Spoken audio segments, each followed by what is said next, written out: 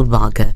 The issue of promoting Raila Odinga's AUC chairmanship win, as well as involving opposition leaders in the government, resulted in the Luo Nyanza residents positively receiving President William Ruto, who is on a 4-day visit to the region. In what appeared to be a great history in the stronghold of the opposition, the president was cheered by a large crowd of residents as he lauded his government for involving opposition leaders in order to unite the nation.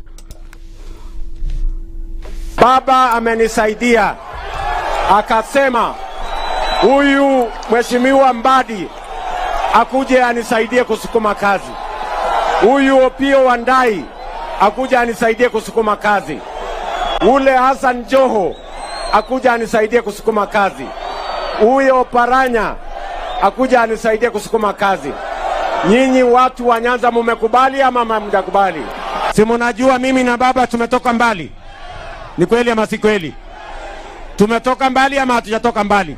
Mimi nimeamua, mimi nitamsaidia baba ya kwamba awe kiongozi wetu wa bara la Afrika. Tumeungana na watu wa jumuiya ya East Africa. Tumekubaliana ya kwamba baba awe mwenyekiti na kiongozi wa bara la Afrika kama chairman wa Africa Union Commission. Deputy President Rigathi Gachagua also used the opportunity to encourage Kenyans in Migori and Nyanza to support the government's efforts to unite the nation, but also to strengthen the economy. Gachagua added that the government fronted Raila for the AUC chairmanship post due to his experience. Migori, ni nyinyi, tumekubaliana Rais William Ruto aendelee na kazi hapa Kenya. Alafu mzee wetu baba mwenyewe Jacom akuwe kiongozi wetu wa bara la Afrika. Nikitetea mzee, nikisema anatosha, nikusema ako na umaarufu, nikusema ako na ujuzi, mimi niko hapa kwa baba, tunamtetea baba. Other leaders present at the tour congratulated the president for prioritizing the interests of Kenyans, further promising to support him in achieving his development agenda. Afrika yote ilikuwa ikisikia sauti kutoka Nairobi, na umetufanyia mazuri sana. Mtoto wetu, kiongozi wetu Raila Amolo Odinga, tuna hakika kwa Mwenyezi Mungu atakuwa mwenyekiti ya AU. Kama umeweka Mbadi waziri ya finance, umeweka pia Wandai waziri ya energy, umeweka Uparanya waziri ya cooperatives, umeweka Hassan Alijo waziri ya fisheries, na utafanya baba kuwe chairman ya AU. Sasa urudi hapa posta ground tuongee mzuri saa hiyo. Sasa tutaongea vizuri sasa. Sasa mambo itabadilika. President Ruto began his 4-day visit to the area, starting from Migori County, where he launched and inspected development projects. Today, Ruto will head to Homa Bay County, while tomorrow he'll launch projects in Kisumu and Siaya counties. The Central Organization of Trade Unions, KOTU, has asked the Teacher Service Commission to engage the striking Kenya Union of Post-Primary Teachers with a view to drafting a return-to-work formula to end the strike. KOTU Secretary General Francis Atwoli said TSC must humble itself and sign the agreement without any delay. If they depend on this court order, they are trying. Further saying that if they depend on the court order, they are trying to put out a fire before it starts.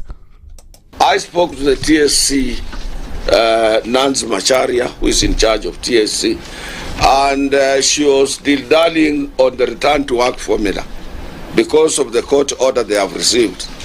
This court order, to me, I'm not a lawyer, but it has been overtaken by events. I'm appealing to TSC to make sure that they are in touch with the corporate union, they sign a return to work formula. Because if they don't do so, Mgomo itaendelea. Simbo! Mgomo itaendelea. Rahisi sana Mgomo itaendelea. Kama hawataki, they can do their bullying, and we can do our ways to bowl them out. You do bullying, we bowl you out. That's the news wire. I'm Ubaga.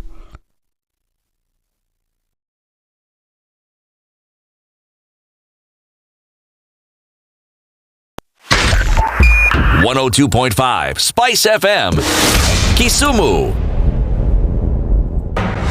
The following takes place from 6 a.m. to 10 a.m. every weekday on Spice FM. One of the things that are ailing our country is negative ethnicity. You find you as a state officer, instead of thinking as a Kenyan, you think like a tribal person. Let me tell you something. The biggest problem we have had in this country is a leadership deficit. There is nothing that you are going to do in the process of change if you are not a risk taker. So you really have to pursue your vision to a logical conclusion and even be ready to step on people's toes. When it comes to the economy, you can't run away with it. They say statistics are like bikinis. They reveal a lot, but they conceal the vitals. And so government people would throw statistics at you and tell you they're revealing a lot of information to you, but it's really concealing the real vitals. We need to get out of that, because when we want to grow our democracy, one basic thing that really requires to be understood by the political class, by all of us, is institutions are critical. This is the Situation Room, the only way to start your day. You tuned into Kenya's biggest conversation. My name is Ramanya. Amen. Amen. So 1 hour is over? Yeah. Oh yeah. Okay. It gets over in 20 minutes. What the big boys have also done. I'm very proud of myself. When you understand about partnership in politics, it's like the way marriage is these days. When you're looking for a wife, you're like, oh, maybe you can help me pay for fees as I pay for the rent. Or should you have a lioness living in your bedroom? I have to tell you a story. I went for a prayer meeting, which was called for the spouses of candidates for senators and governors. And when I got to the gate, the lady who was the secretary, she refused to. She's telling me, no. Leo tunataka wa mama. Leo ni wa mama. I'm telling her, no. She said, no, sio siku yenu. And I thought, there's a problem here, because if it was a man, but this was a lady. It will be called First Ladies until you change the name. The Situation Room, Kenya's biggest conversation. 3, 2. Everybody, welcome to Kenya's biggest conversation. Heri Latifa, Muga, Madam Du, nimesalamia wote sana. Tumepokea salamu, asante sana. Hapa Garissa today the weather is very good, only that baridi inatupeleka mbio sana. The baridi ni degree ngapi hapo? Hata sijui, lakini madam tunakauka sana. If you want to follow the money trail, you've got to think like a thief to be able to catch that thief. A slap from a friend is better than a kiss from an enemy. You remember the kiss of Judas Iscariot? Yes. He's the one that imetuweka kwa hii mashida yote na mataabu kwa sababu of that kiss. Yet the slap of Jesus Christ, when he slapped those guys wenye walikuwa wanauza mboga ndani ya kanisa, took them to heaven. The Situation Room, Kenya's biggest conversation. One of the things that are ailing our country is negative ethnicity. You find you as a state officer, instead of thinking as a Kenyan, you think like a tribal person. Let me tell you something. The biggest problem we have had in this country is a leadership deficit. There is nothing that you are going to do in the process of change if you are not a risk taker. So you really have to pursue your vision to a logical conclusion and even be ready to step on people's toes. When it comes to the economy, you can't run away with it. They say statistics are like bikinis. They reveal a lot, but they conceal the vitals. And so government people would throw statistics at you and tell you they're revealing a lot of information to you, but it's really concealing the real vitals. We need to get out of that, because when we want to grow our democracy, one basic thing that really requires to be understood by the political class, by all of us, is institutions are critical. This is the Situation Room, the only way to start your day.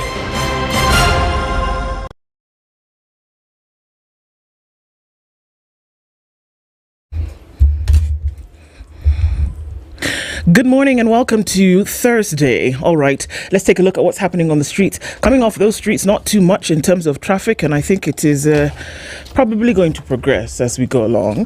The southern bypass looking good. Coming off of Mombasa Road, in and outbound traffic is not doing too poorly right about now. And I think we're fine on Jogo Road leading towards Landis and then out into the city, at least for now. It's still slim and early pickings. Let's see what happens as we get into Thursday proper. Where are you traversing these streets? Do talk to us so we can keep things moving. SpiceFM KE on X, hashtag The Situation Room.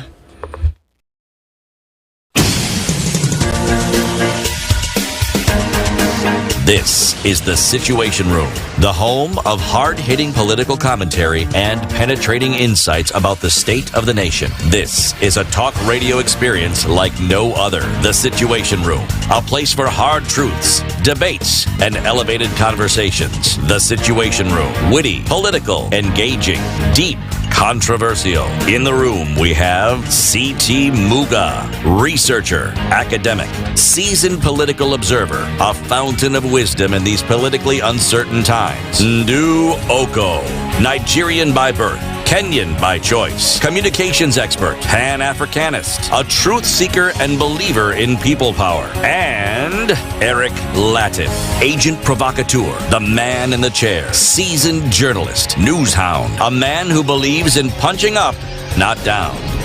This is The Situation Room, the only way to start your day. Good morning. At 11 after 6 o'clock, it's officially the 29th. I don't know if there's anything specifically special about the 29th, but it's the 29th. So those of you who are waiting for the 29th, here it is in all its glory. Good morning to you and welcome. Hope you're doing all right. Why do I feel like I'm high up in the sky today? Well, it isn't actually a feeling. Your seat is elevated. Isn't it? Yes, it is. So if I were to drop it, then... Why would you want to drop it? I wouldn't. I'm enjoying this feeling of looking down on things. Is that how those people who look down... there used to be a group called The Seekers. I'm on the top of the world looking down at creation, and the only explanation I can find is this love that's been around ever since you something or the other, something or the other, etc., etc., etc. Yeah. That one. So you're on top of the world. I'm on top of the world. Right. This is how people feel when they look down on others. But look down on others doesn't require you to be in a physically elevated position. This is true. No. State of mind, attitude. Indeed. How are you this morning, CT? Good morning. Well, today isn't as cold as it was yesterday. No, it's not. It's actually kind of warm. Ish. Yeah. Ish. I got very little sleep last night. Because you sought to have very little sleep. It was not my intention. My intention was actually to sleep. And but then I wasn't sleep working. decided to do the thing, didn't it? Yeah, but then I was working as well. So, all work and no play. Makes me into a dull girl. Yes, exactly. Or a sleepy girl early in the morning. A sleepy girl on a Thursday morning. Yes. So, here we are, and getting into it. Let me tell you some of the things that we'll be talking about today as we start off the day. Shall I? The lovely Daisy Amdani will be here with us at 7 a.m. She is the Executive Director of Crown Trust, Constitutionalism and Women's Rights. Apparently, it is still a thing to really understand what it means when it comes to what the Constitution says, how you come about with the laws of the land, and where women's rights in all of these are. So Daisy will join us at 7 for that conversation. We may want to run away from it. It may not be comfortable. We keep asking ourselves, why do we keep talking about this? Well, if we have to ask ourselves why, then there's a need to continue the conversation. At 8 a.m., the Senator of Kiambu County, Karongo Thangwa, will be with us, and we'll be talking about what it will take to achieve free education in Kenya. Not free that you pay kidogo, not free that what you pay is called emolument. Free completely. You show up in school, you're taught, you go home for how many ever years. That's what free means. And can you take it to the university level? Is it possible for that to happen in Kenya? And finally, in the final hour at 9 a.m., we'll be talking with Dr. Ekuru Okot, who's the party leader of the Third Way Alliance. Appointments and reappointments. Are Kenyans overrepresented? That's what we'll be talking about at 9 o'clock. We've seen more people being appointed into positions, and there's probably a lot more that's waited for in terms of those. So we're going to keep an eye on these conversations and see how they progress through the hour. And we're really glad to see you trickling into the room today. It warms my heart that all of you join us so early as we get into these important conversations that need to be had. We'll make it uncomfortable when it needs to be. We'll comfort those who need to be comforted, setting the agenda for conversations in the country and indeed many parts of the world. It's Kenya's biggest conversation, the Situation Room. Thank you for being here this morning. We're going to take a quick look at what's happening with the weather and come back and say a proper hello to you. Shall we? All right.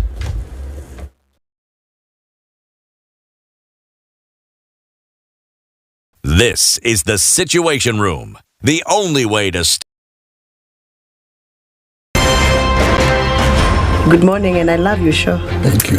Having come from a Kikuyu radio background, I migrated to Spice because of the content. I was born in a slum, but somehow I got a break in life. So sometimes when you see the sweating coming out because of the passion and whatever it is, behind the noise, there are people, and we share the same umbilical cord. It shouldn't be like that. I am so disappointed.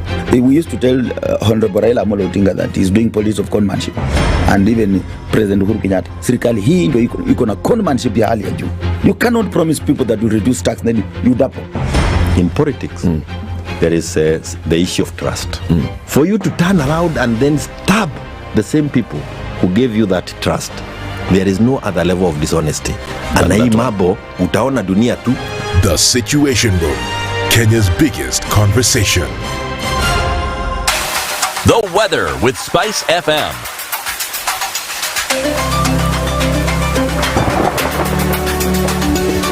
With cloudy conditions in Nairobi this morning, going to highs of 25 and lows of 14 today. Looking into Nakuru, currently at 14, it's clear with highs of 25. We'll see lows of 12. It's 15 and cloudy in Nyeri with highs of 24 and lows of 13. 12 degrees and clear in Eldoret, highs of 24 and lows of 11. Mombasa is cloudy at 23 with highs of 28, and Malindi at 25 is cloudy with highs of 29 and lows of 24. Kisumu clear at 19 with all the buzz and the activity, highs of 30 and lows of 19. Kakamega at 17 is clear, highs of 30 and lows of 16. Kampala cloudy at 19, we'll go to highs of 29, and we'll see highs of 30 in Dar es Salaam, where it's cloudy at 24. 7 degrees and clear in Johannesburg with highs of 23, and we're looking into a cloudy Mogadishu at 25 with highs of 29. It's 13 and cloudy in Addis Ababa with highs of 22, and into a cloudy Lagos at 25. We'll see highs of 29. It's cloudy at 22 in Kinshasa with highs of 34, and at 28 Thursday afternoon is sunny in Beijing with highs of 30 and lows of 20. It's 19 and partly cloudy in Paris with highs of 25, while looking into a cloudy London at 17, we'll see highs of 22 and lows of 12. We'll round things out to New York. Wednesday night is cloudy at 27. Coming into Thursday, highs of 33 and lows of 21. Mature, intelligent talk every morning. Spice up yourself.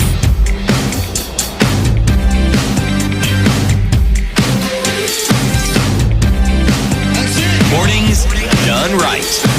94.4 Spice FM, Nairobi. Okay, very many people in the room this morning already seeing you, and I can't say enough how good it is to have you here. All right, Peter Chiaria says, good morning, team. Life really does begin at 40. Up until then, you're just doing research.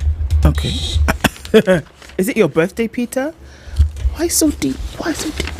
Elvis Kirando says, good morning, everybody. I'm on the front row of the front row seat today. Very glad to have you in at this time this morning. John Salbo says, now the lion is out of the forest. Let's hope a giraffe or rhino or a tiger will start to roar. Okay. Cecilia Ngwenyi says, good morning, Spice team crew. Happy Thankful Thursday. We are here for all of it. Glad to have you here, my dear. Daniel Charo says, good morning from Doha. Umerudi, welcome. Where have you been? And you're already coming out of the blocks asking me, ile pesa ya KQ, you don't worry. Tunashughulikia moja mbili tatu hapa na pale. Don't worry. We're talking to people so that KQ's money can come out. Kimani Jeffrey says, good morning. You're doing good work. Keep it up. Thank you very much for being here. We can't be if you're not. Leo, good morning. Princess Ndu, good morning. CT Edna. Ken, this Ken, if I find him, I don't know where he went, but we shall look for him and I shall tell you. Another day to be amazed by the political class in not a good way. Kisumu was interesting yesterday, was it not? Or rather, let's say the tour of Nyanza that began yesterday was interesting to see the throngs of people that came out. But I'm sure we'll be discussing that as we go ahead. Agola, bonjour. Bonjour à toi. Hope you're doing well. Bonjour. Tano Teka says good morning from Rochester. Desmond says hi, Spice, and saying hello to everybody. Daniel Danson. Agri Momani says good morning. NTSA and traffic police should stop playing, and those 3 reckless drivers playing with the lives of students should be in custody by now. I know, it was terrible to watch. What things that we're seeing on the roads. No. Ali Ado says good morning, tuned in from Masala. Oh, really? 001. There's a place called Masala. I like that. It's possible. Yeah. Well, you were thinking of the food stuff. I was thinking, because I think about Masala and I think about the spice. And, there's a very famous thing called Mississippi Masala. But there's a movie, man. There's a movie, yeah. Where? Yeah. Movie. It was a movie. Anyway, Travel with Fred says good morning. Peter Caricho says good morning. Salama kutoka Arizona. Hello, Team Spice. Happy to be here. Good morning, says Abraham. Good morning, says Jimmy. Deno is also here. Pap D says we should ask CT where he was in June 1979 when Ugandan exiles led by Tim Okello and other people did a thing. Led the rebellion, restoring Milton Obote. I was a first-year student at the university. There you go. He was a first-year student at the University of Nairobi in June 1979. Sawa, now you know. Now you know. Hey, good morning, good people, says Chris Amoy. Hey, everybody's online this morning. Jimmy Gakio, Robert Mbogo, Hilary Mosota. Bonnie is also here. I am doing research and finding finding my line very soon, says Adonis. Okay, good morning. Rachel Wajiro is here. Good morning. Samuel is asking me very interesting questions. Mary Njenga says, I never go to bed before this show. Very, very good choice to make, I would say. Kenyan politics is another ball game. Now Kalonzo is competing with Morara for the leader of the opposition. Greetings from Doha. It's a very interesting time that we are in, that's for sure. Thank you so much, everybody, for being here in the room. If I didn't get to you, it's not because I didn't see you. It's just that, there's so many people here, and we just ask you to keep trickling in, and we'll keep mentioning you as we go through. Sawa. Okay, we are still in l'Algérie. The People's Republic of Algeria. Of Algeria. Talk of rivers flowing, and talk of proverbs about rivers. Yes, and rivers and proverbs. That's where we are today. Okay. Cross the loud river and don't cross the silent one. Cross the loud river, don't cross the silent one. Still waters run deep? That is it, but if you've ever studied a river, at what point does a river make noise? When there's something... Yes. It's splashing over something. Okay. It trips over rocks or something. Yes, exactly. Yeah. Or it descends. So the splash makes noise. Yes. That's very interesting. So when you hear it making noise, it means there's something it's traversing. If it's silent, that's where the still waters run deep. There's nothing to hinder it. Nothing. So you don't actually hear it. Yes. But you still got to watch out for it. Because it's really deep. No, that's why you must watch out for it. One moment you're walking happily, the next moment, chumbulu. Chumbulu, I like that. It's interesting because I gone on a boat once, going through the ocean, and the guy steering the boat, whatever it's called, coxswain, that guy. So he said, you know what? If you actually want to get where we are going, we can't go through these smooth waters because we don't know what lies there. But when the waters are choppy, then it provides a way through for us to see. So the loudness or the choppy waters gives you an opportunity to then get through because it has made a path. But when the water is still and calm, you don't know. You really don't know what is ahead. So you'd rather it makes a little bit of noise. It announces its way. It's choppy so you can form a path through it. It's fascinating though. Yeah. You're right. You've just taken me on a mental journey of traversing Lake Victoria on my way to Mfangano Island. Yeah. Passing near a place called Takawiri, where around 2 o'clock the water used to get, I don't know what it is like now, but it used to get really choppy. Yeah. One moment you're blissfully on this boat, the next moment you're airborne. Literally, meaning the boat has been hit by a wave kidogo namna hii. Yeah. Yes, so you're right. And the people who are steering the boat tend to know. They know the path already. I was so fascinated because he knew, okay, we're going to go this way because the water is choppy. We can find our way. Remind me, tell you a story of what happened on one of those trips. I will remind you. You one of the most hilarious things I've ever witnessed. Oh, I know the day I'll remind you. Yes. Okay. Fine. Sour. Sour. Let's take a look at the headlines, shall we? On the front page of the Standard, strike nightmare for schools as TSC warns teachers. Candidates sitting this year's KCSE examinations have had their preparations disrupted as striking teachers defied court orders to resume work, even as the tutor's employer warned of disciplinary action against offenders and contempt of court against the union. So now they're saying, you know what, we'll sack you, essentially is what they're saying. Yeah, we never do learn, do we? No, not really. I mean, why? It's crazy. There's a CBA, meaning there's an agreement. And you abrogate. You broke that is the reason why this is happening. And now you resort to threats. Yeah. And they're going to live through those threats, I'm telling you. It's just crazy. We'll look into that for sure. But on the front page of the Standard, there's so many things going on at the same time. And then there's this picture of throngs of people turning point as Raila's turf embraces President Ruto. Did they not embrace him before, I want to ask? Or are we suddenly seeing a change of behavior because of things that have happened? Beware of maddening crowds. Beware. Be very aware. Beware. Beware. The very same people who welcome you in throngs are the very same people in the same multitude who will chase you with stones. Yes. Who will be baying for your blood. Same. Absolutely. Not different group. Same. Remember the people who shouted crucify him? Well, they're not the ones who shouted Hosanna, Hosanna. Hosanna, Hosanna just a week before. Yes. Then they said crucify him. This guy didn't even wait a week. A week, man. A week. Some of them had eaten bread more than once. Some of them had eaten bread and fish. Fish, yes. 5,000 people were fed. Some of them, their children were healed. Yes. Others, blind were made to see. Demons were removed. But then they still said, crucify him. So, beware of maddening crowds. Yes. Former Samburu governor guilty in 83 million shilling graft case. Former Samburu governor Moses Lennon Kulal, I can never say his name properly. Lennon Kulal. There, that one.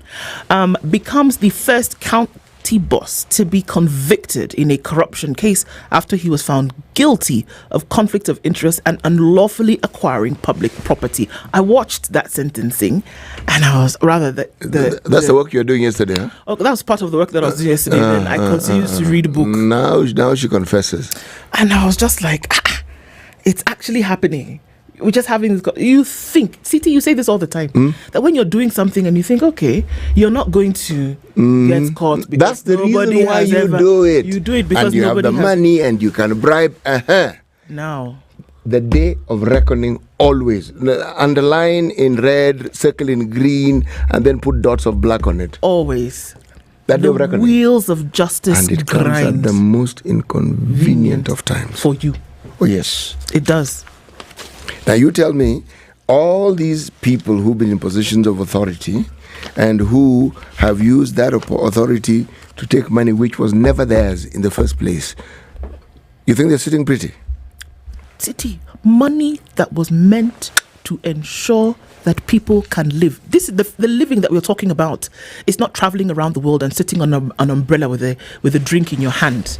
The living we're talking about is being able to eat a meal every day, is being able to take your children to school, is being able to make sure that if you're sick, by God, you've got medicine when you go to the hospital to use the very few shillings that you have.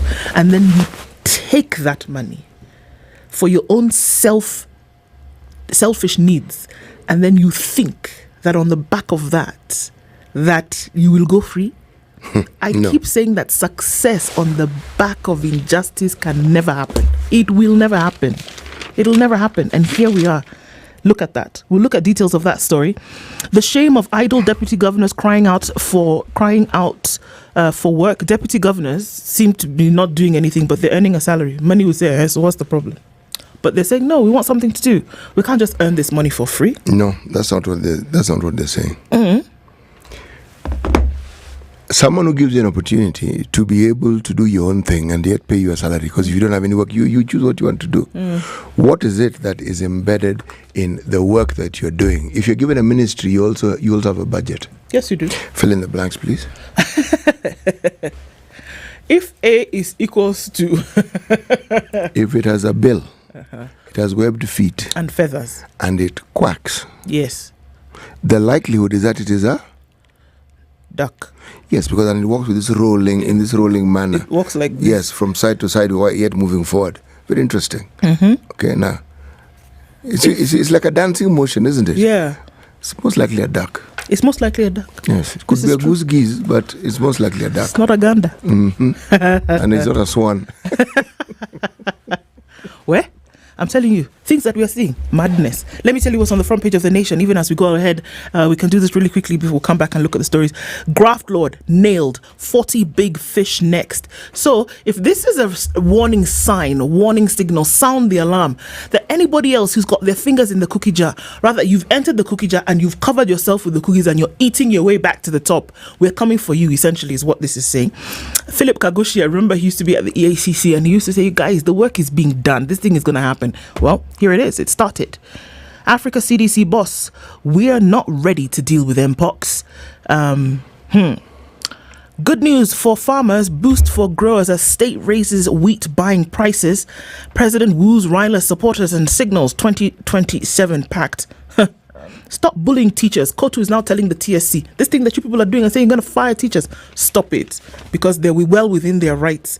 And Kotu is warning the employer, do what you're supposed to do and stop threatening our members. Tell us what's on the headlines of your paper, CT. You know, as we're talking, I'm looking at this nation thing has not left my mind. There is something that is referred to as the jest of the gods. Misfortune that follows an apparent, a struggle. You're struggling to take this thing and you're struggling to do this thing. And just when you think you've achieved it, calamity comes knocking. Top right-hand corner in teal green, illegal conduct. What nailed former Samburu Governor Lenol Kulal in 83.3 graft case? We're having this chat with our colleagues from Beirut this morning. Yeah. And they were marveling, saying 83. I said, start off with how much money Samburu County gets as part of their share. Okay? I said, this 83 is what they could prove. You may think, you may even feel, and you may even understand that money was misappropriated, but if you can't prove it, it's of no use to you. This is what they could prove. Dare say it was a drop in the bucket compared to whatever else. A drop in the bucket, my friend. What a drop. A suggestion of a drop. Right. KDF soldier. Okay, don't worry. I get you. You got that one, huh? Yeah. Shot in a scuffle with police officers. That's a difficult sentence for you, is it not? KDF soldier shot in a what? In Embakasi. KDF soldier shot in a scuffle in the Embakasi. Okay. Right. There's a little argument. The guy's alive though. Okay. So yeah, but yes. Deputy governors take battle with their bosses to MPs. Come on, guys, these guys don't give us work, man. We are mistreated. And we are earning. Yeah, we are supposed to be assistant. Tell us what you're really complaining about, please. What's the problem, really? What really is the problem? KFS on spot over ethnic hiring and 2.1 billion unpaid tax. This is a Kenya Forest Services. They're saying 26% of the 2,666 rangers recruited are from one community, 26%. Oh, no. Okay, this according to the Auditor General. The Auditor General and I agree on this one here.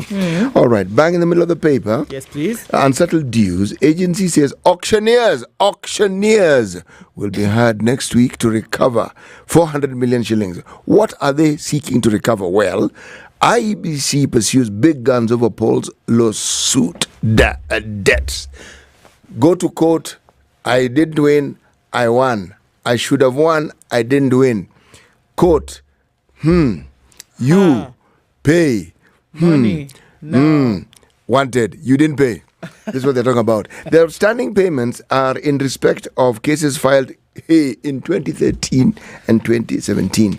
And then bang in the middle of the paper, students idle in near empty classrooms. This is a picture of people who, and there's like somebody with a capacity saying, pay us, Mr. Zakayo Msafiri. Then you have classes of whole classroom. You can 1, 2, 3, 4. There's only 6 students in a classroom that should have more than 40 people. Wow. That is what we have. My goodness. In the Star. Okay, we're going to look to those stories in detail. Let's take a look at what's happening with traffic real quick and come back and continue with that. It's now 25 minutes to the top of the hour. Good morning.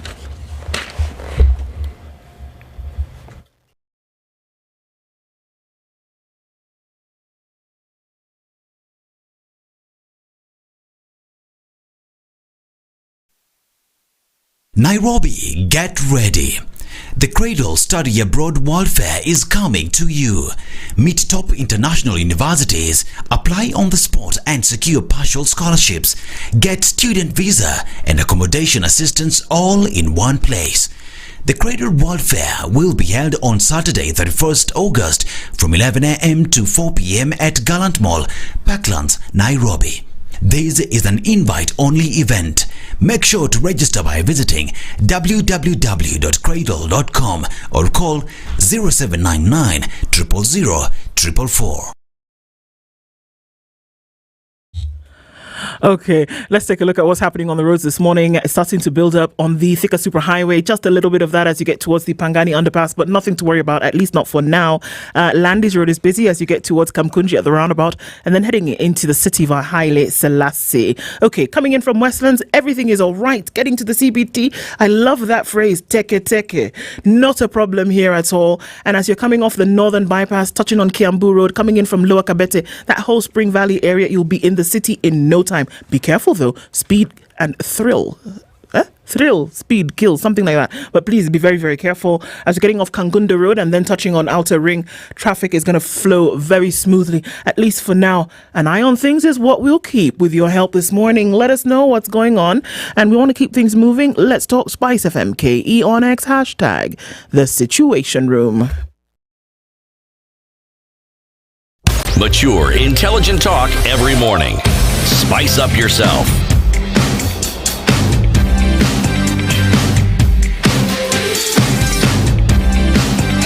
Mornings done right. 94.4 Spice FM, Nairobi. Okie doke. Let's tell you about this story. Okay, I think it's a big one because I think for a long time, anti-graft bodies, especially the EACC, has come under fire. That where are the big fish, you guys? You're telling us about a guy here who earns 50,000 shillings and maybe then has a Prado where he should be having a Pro Box kind of thing. But where are the big fish? Where are the big ticket items? Well, here is one. Graft Lord nailed 40 big fish next.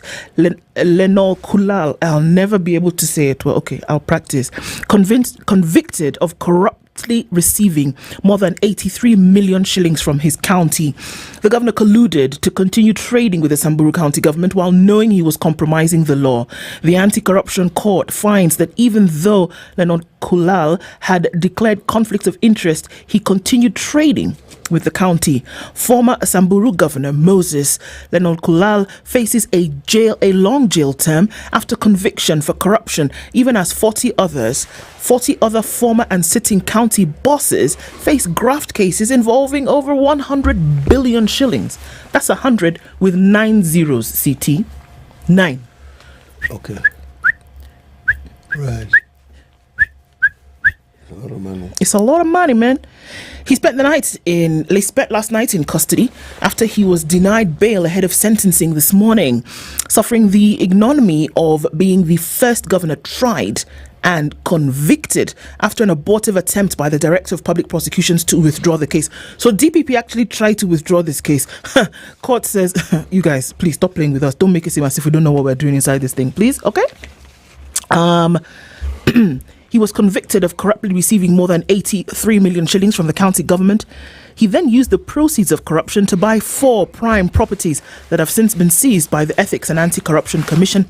Chief Magistrate Thomas Nzioki said the prosecution proved beyond reasonable doubt that Mr. Lenol Kulal acted in conflict of interest and used businessman Hezbon Ndavi as a proxy to continue trading with the Samburu devolved government that he led from 2013 to 2022.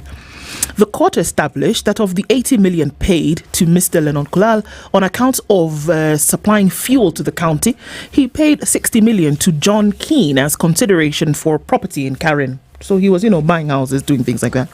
A total of 14.6 million was also found in his account at KCB Bank. The former county boss was found guilty of using his company, Oria Service Station, to supply fuel to the county government. The conviction is a warning shot. Just hold it. Yeah? He supplied fuel To the county. Yes. His company. So that's why it's conflict of interest. You're the one who owns the petrol station. You're the county boss. Buy fuel. We're buying fuel for the county, but it's actually my station. No, that's the only station that they're buying fuel from. They gave them 60 million for fuel. They did. Yes. Right. You get it? I get it. All right. I get it. Now. But he gave them fuel. Yes, no. He gave them fuel. But he was governor. But he was governor, surely. And he shouldn't have given them fuel. No, he shouldn't. I should have just given other people fuel. He should not have been the one to supply the fuel to the county. Yeah, and even though the county needed the fuel. But surely there must have been other people who could supply. Conflict of interest. Yeah, but do we see other people who were there, or did he put out? I mean, were other people not involved? Was he the only one? Did he crowd out other people? He is the CEO of the county. Yeah, I get it. I've understood that one. You see what I'm saying? The county needs fuel. He can get fuel. He should not be the one to supply the fuel. This conflict of interest thing is a big deal, I know. It is, but often what arises is if you have not declared in advance, that you have a petrol station and that you might be wanting to supply. Yes. If you state up, it's known. Then we won't be looking at you side eye. Why should it be a problem? You've said. So people know. But no, in fact, when they go to KSG, because they go, when they go to KSG, when they first get these appointments, they are taught all of these things, just in case. Yes, they go through orientation. They are. They do all of these things, and there's certain things that you cannot seem to be compromised, especially when you sit in a position of such influence and authority. The problem, this whole thing has a wave to it, doesn't it? Look, City, at the end of the day, August stole the money. And this 83 million that they're talking about is not the only one. This is the one that they could prove. Uncle did not agree for the money that was supposed to be for county to be used for county. So DPP said never. Some of the cases are still at investigation level, while others have been forwarded to the DPP Benson Ngonga's office. Oga has been caught. Oga has been caught so proper. This one they said, never. Sorry. Is this not a warning shot? That is exactly what they're saying. To others who have bought houses in which country, and yet their salary is known.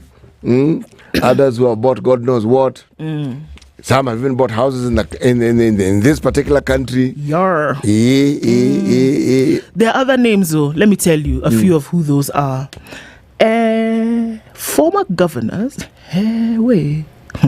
Former governors accused of corruption include Dr. Daniel Waithaka Nyandarua, Mr. Mwangi Wairia Muranga, Mr. Ferdinand Waitito Kiambu, Mr. Evans Kidero Nairobi, Mr. Sospita Ojamong Busia, and Mr. Zachary Okoth Obado Migori. Cases of misappropriation of public money involving former Marsabit Governor Ukur Yatani and Mr. Wycliffe Oparanya Kakamega are not in court yet, but the DPP and our Shugulikia. Mr. Oparanya's case recently triggered a dispute between EACC and the DPP after he was appointed as CS. EACC insists that there is enough evidence to sustain charges of conflicts of interest and money laundering against the minister, but Mr. Igonga is of the view that it would be an uphill task to secure conviction for lack of evidence. The DPP has since dropped the charges. Drop it like it's hot. To the chagrin of the anti-corruption agency, Tharaka Nithi Governor Muthomi Njuki, who has also been facing a 35 million shilling corruption case, had his charges dropped like they were hot by the DPP on 6th of August for lack of sufficient evidence. The commission unsuccessfully opposed the DPP's decision to withdraw the case. Now tell me, CT, you see this 83 million shilling case that we're talking about? What if the court had assented to the desire to drop charges by the DPP? Would it have ended in conviction like we are seeing today? No, it would not.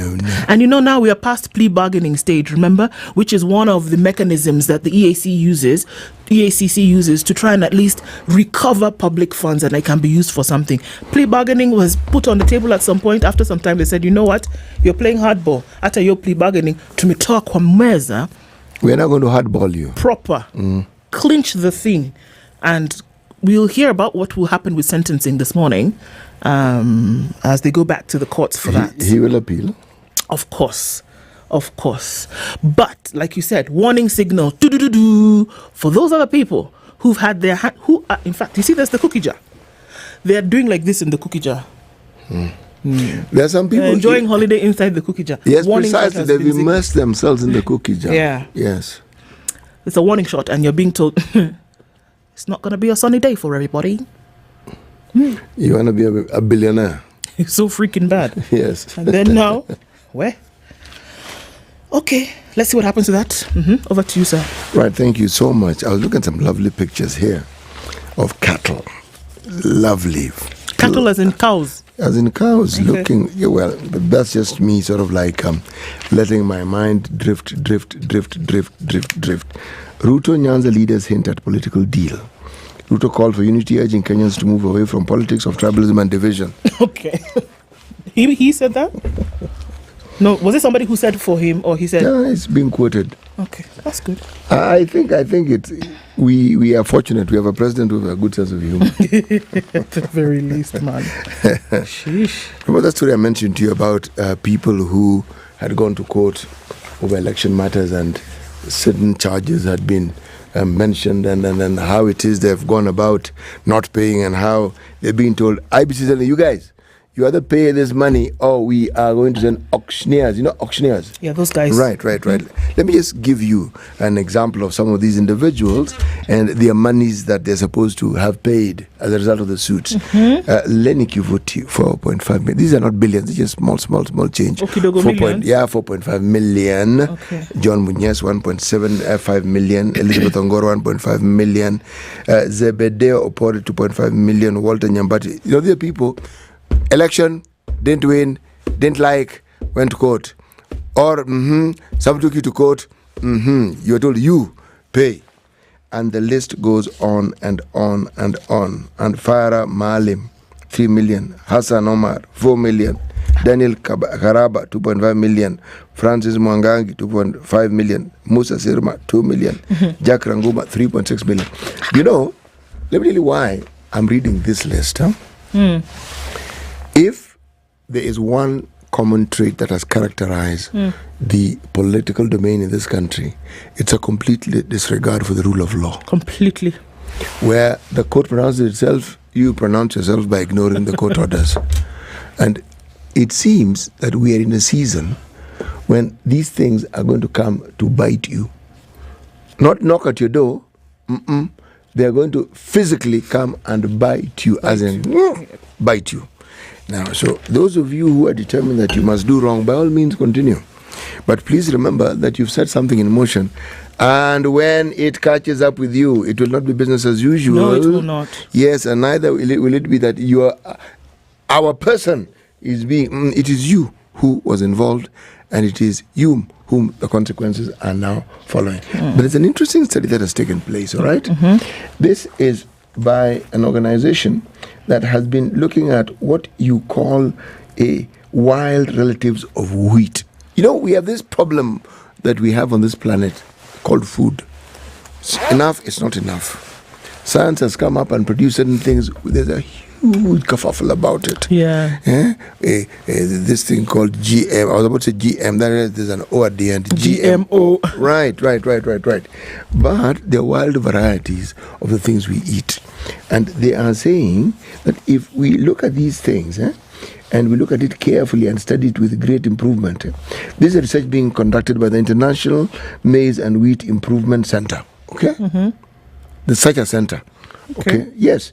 And the co-author of this, they're doing a study to try and see these wild relatives of maize and wheat that exist. Not that they exist. Yeah. Is it possible for them to be the answer that we're looking for? Because they're resilient, they can be planted and then replanted and then replanted, as opposed to certain varieties that we know of that you only plant once. And if you want to plant again, you have to go and buy another one. Okay?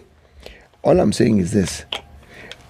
Let me quote, as I finish what they've said, without transferring disease-resistant genes from wild relatives of wheat, fungicide use could easily have doubled, harming both human and environmental health. Okay. These wild things have the ability to fight off all these funny things that normally accompany our grain. And they're saying, We will see. If this research pans out, we'll be able to understand in greater measure how useful this can be. That's interesting, because if something grows wild, I will counter the effects of what everybody's so afraid of, GMOs, then that would be something that you'd want to throw all your might behind, because if it's a way to make sure that food then is abundant, it's available in abundance. Yes. And one of the ways to do that, and this, it's going to sound controversial, but one of the ways to do that is to then have food that grows rapidly. And that's where the idea behind GMO came. However, there are its dangers. We can't run away from that as well. Yes. So I think this research is very important, because if you do then have something that grows naturally, that can counter the negative effects of what would you be scared that lurks behind in the GMO, then why not exploit it 100%? And you can ensure that you have sustainable food in abundance over time. Me thinks it's a good idea. Me agrees with you. You agrees with me? Me thinks you're a good man. Me thinks you should continue. No. Teachers risk disciplinary action as union commission flex muscle. Everybody's saying, well, mine is bigger than yours. Individual teachers could now be reprimanded after their union disregarding a return to work formula order issued on Tuesday. Kenya Union of Post-Primary Education Teachers, KUPPET, yesterday directed its members to ignore the order. They said, Dabeg, don't listen to those people. I agree with them. Yeah, just on this particular matter. I agree. I agree with them. 1,002%. They said, you guys, focus here. Don't listen to that noise. Just focus on what we are talking about.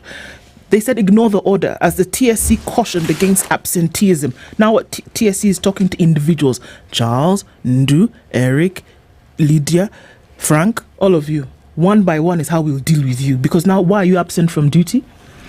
The Commission has directed its officers countrywide to collect attendance data that could be used to issue show cause. Who didn't come to work today, write their name down and bring it to the principal. Legal Director Kevin Anyor yesterday told the Standard that the Commission had served the union with the order stopping the strike. Anyor said, we will be checking for compliance of the order among the members of the union, and we expect union officials to comply. Well, you can expect all you want. KUPPET said, we're not doing. The Central Organization of Trade Unions has weighed in and has requested TSC to withdraw the court case. Secretary General Francis Atwoli said this would also allow a resolution to the dispute through a return to work formula. There was a return to work formula which eventually ended in a CBA that is still in existence. Yes. That has been abrogated. Yes. This is very clear. There's no emotion, there's no romance. They should have been telling the government to pay them the money. It's the fact. It's the TSC who have not honored the agreement. Come on, man. Surely, I mean these people also. Huh? We want to hold people to ransom and say, oh, you know, there's KCSC, they have to go. No, they're students. Students are going to school, we have to. No, where were you when you were supposed to have the hostages here, students. Come on. But is this not the game that we keep talking about? At the end of the day, when we had all these CBC merry-go-round and musical chairs, at the end of all this, the people who bore the brunt of all this were the students. Was that not so? CT, if the student really was considered as the primary stakeholder here, which they are, a CBA which was put in place between 2021 and 2025 would be honored to the letter, because you're thinking about the student. When it comes to making sure that teachers are well taken care of, as per what you have put down on paper, black and white, it is there signed. And registered in court. I don't know. I can't wrap my head around why you would want to go against something like that. And then when somebody calls you out on your BS, what do? You say, I'll sack you. I don't understand. No, I honestly don't understand this. No. And that, I mean, if I may opine on this one, how is it then the court officer who pronounced this particular declaration understands there was a CBA, understands all these things. So what exactly did he think he was doing? I don't think that he was thinking. Ignore the CBA, ignore a legal process, and now pay attention to this new one that I'm issuing. Yeah. And then you want to come and intimidate us later. That's the part that gets my goat. In fact, KUPPET Secretary General Akelo Misori said, I'm accusing the TSC of bad faith, which is true, in resolving the strike. He says we cannot use courts to arm, twist and intimidate teachers.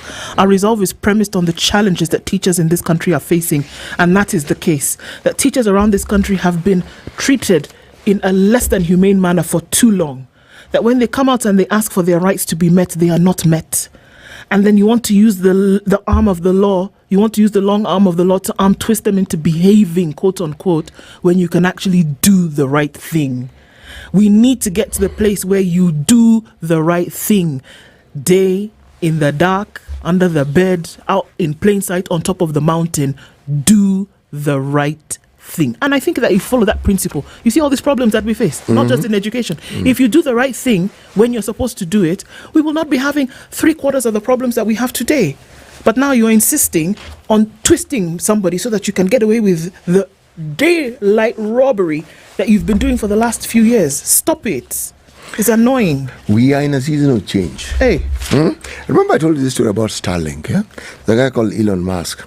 And I recall me saying that he was an African, and someone corrected me and said, no, actually, Dutch descent, blah, blah, blah. Well, it raises the question.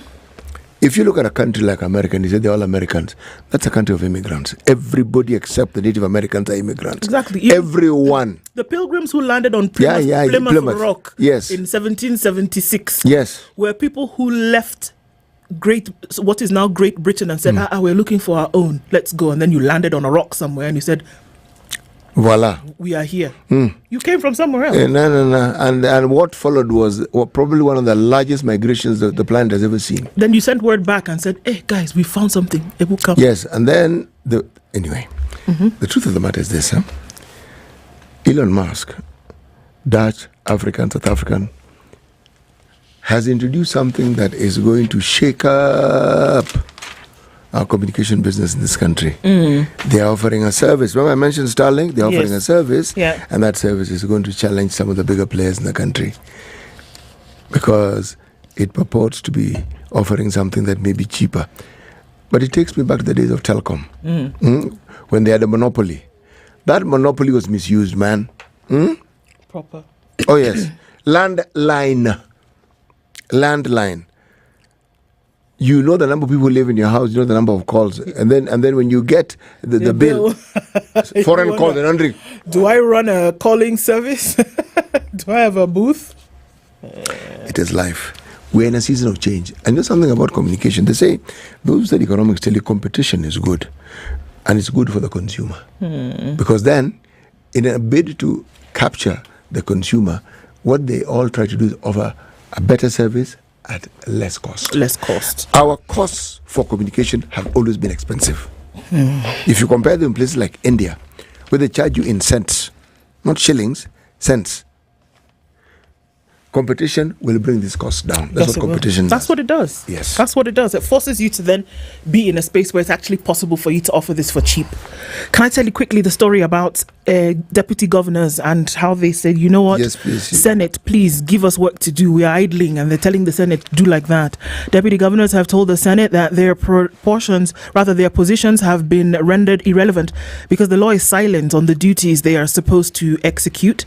They cited a legal gap regarding their distinct functions, which has forced many to remain inactive until the end of their terms and to also avoid conflict with their governors. The Deputy Governors Caucus chairperson, Reuben Kamuri, who is the Laikipia Deputy Governor, led a team of 10 deputy governors before the Senate Devolution Committee, revealed that 90% of his members are idle, as they had not been assigned any function. Kamuri informed the committee chaired by Wajir Senator Sheikh Abbas that most counties have budgets for the office of the governor, whilst the office of the deputy governor has no financial allocation. The issue at hand is about dignifying the office of the deputy governor.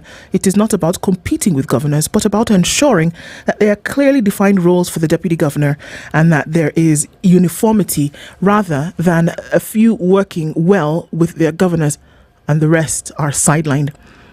Laikipia Deputy Governor stated that while he enjoys a good working relationship with Governor Joshua Irungu, the same cannot be said of other deputy governors, some of whom are not invited to county executive committee meetings with their roles assigned to county executive committee members. So they want Senate to intervene.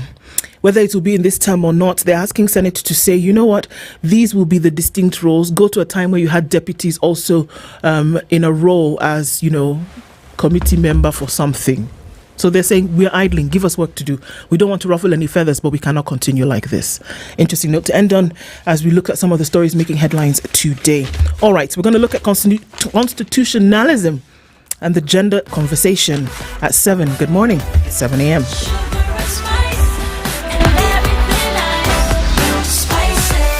Spice up your life. It's now 7 a.m. Get effective relief from strong pain with Panadol Extra. Panadol. Relief starts here.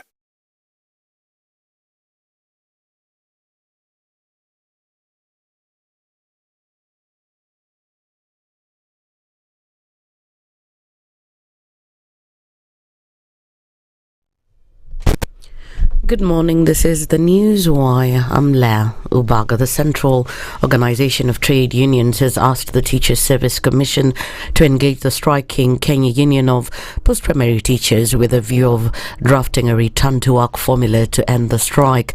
COTU Secretary General Francis Atwoli said TSC must humble itself and sign the agreement without any further delay. I spoke to the TSC Nancy Macharia, who is in charge of TSC, and she was dilly-dallying on the return to work formula because of the court order they have received.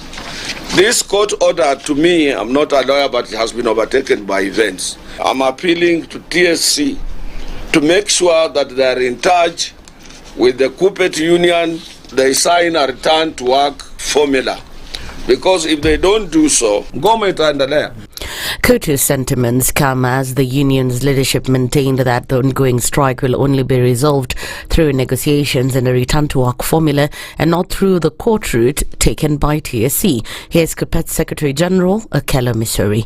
We have deputy principals serving in acting capacity, and they don't want to be told. They don't even want to pay them special allowance. They don't want to pay them special duty allowance, even acting allowance. Surely they have abused all laws in the land. They are gone to court with clean hands. Have killed the morale of teachers.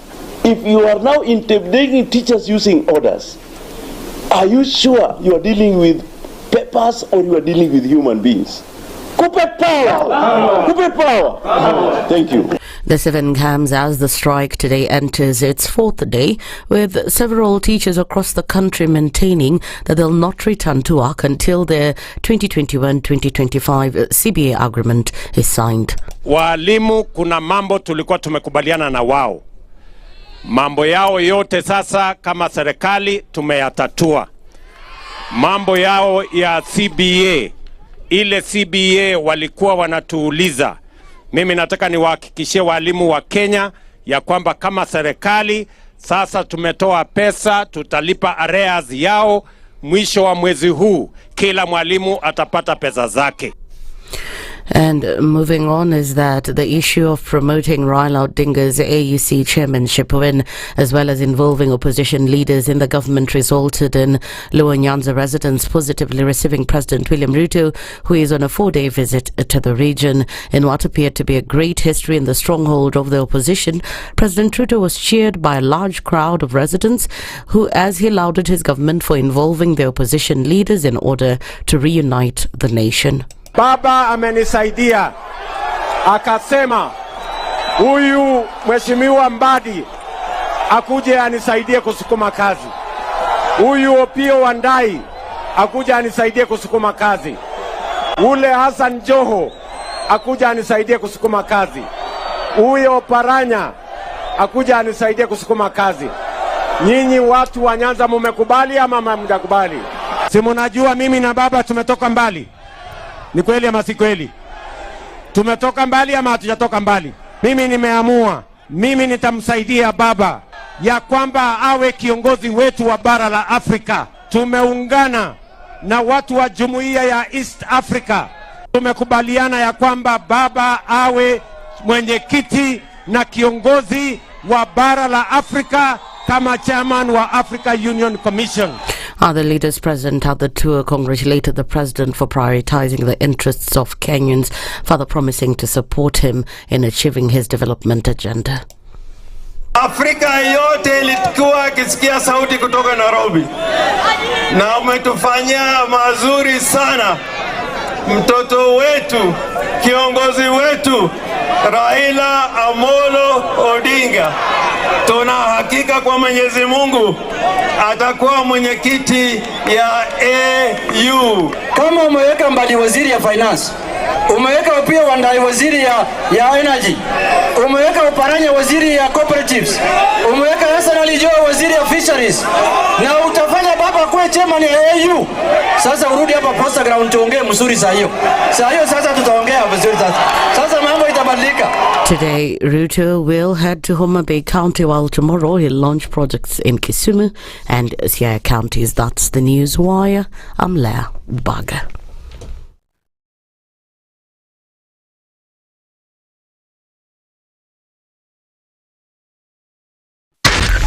SpiceFM, Nakuru.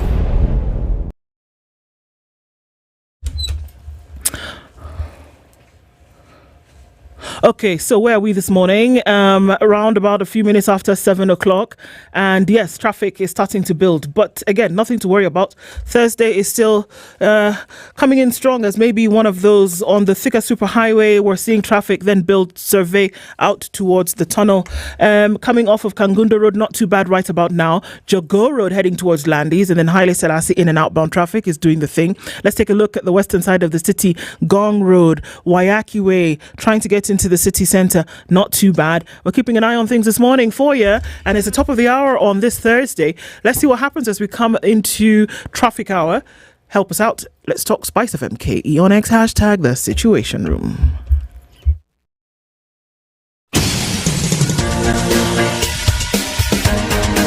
This is the Situation Room, the home of hard-hitting political commentary and penetrating insights about the state of the nation. This is a talk radio experience like no other. The Situation Room, a place for hard truths, debates, and elevated conversations. The Situation Room, witty, political, engaging, deep, controversial. In the room, we have C.T. Muga, researcher, academic, seasoned political observer, a fountain of wisdom in these politically uncertain times. Ndu Oko, Nigerian by birth, Kenyan by choice, communications expert, Pan-Africanist, a truth seeker and believer in people power, and Eric Latif, agent provocateur, the man in the chair, seasoned journalist, news hound, a man who believes in punching up, not down.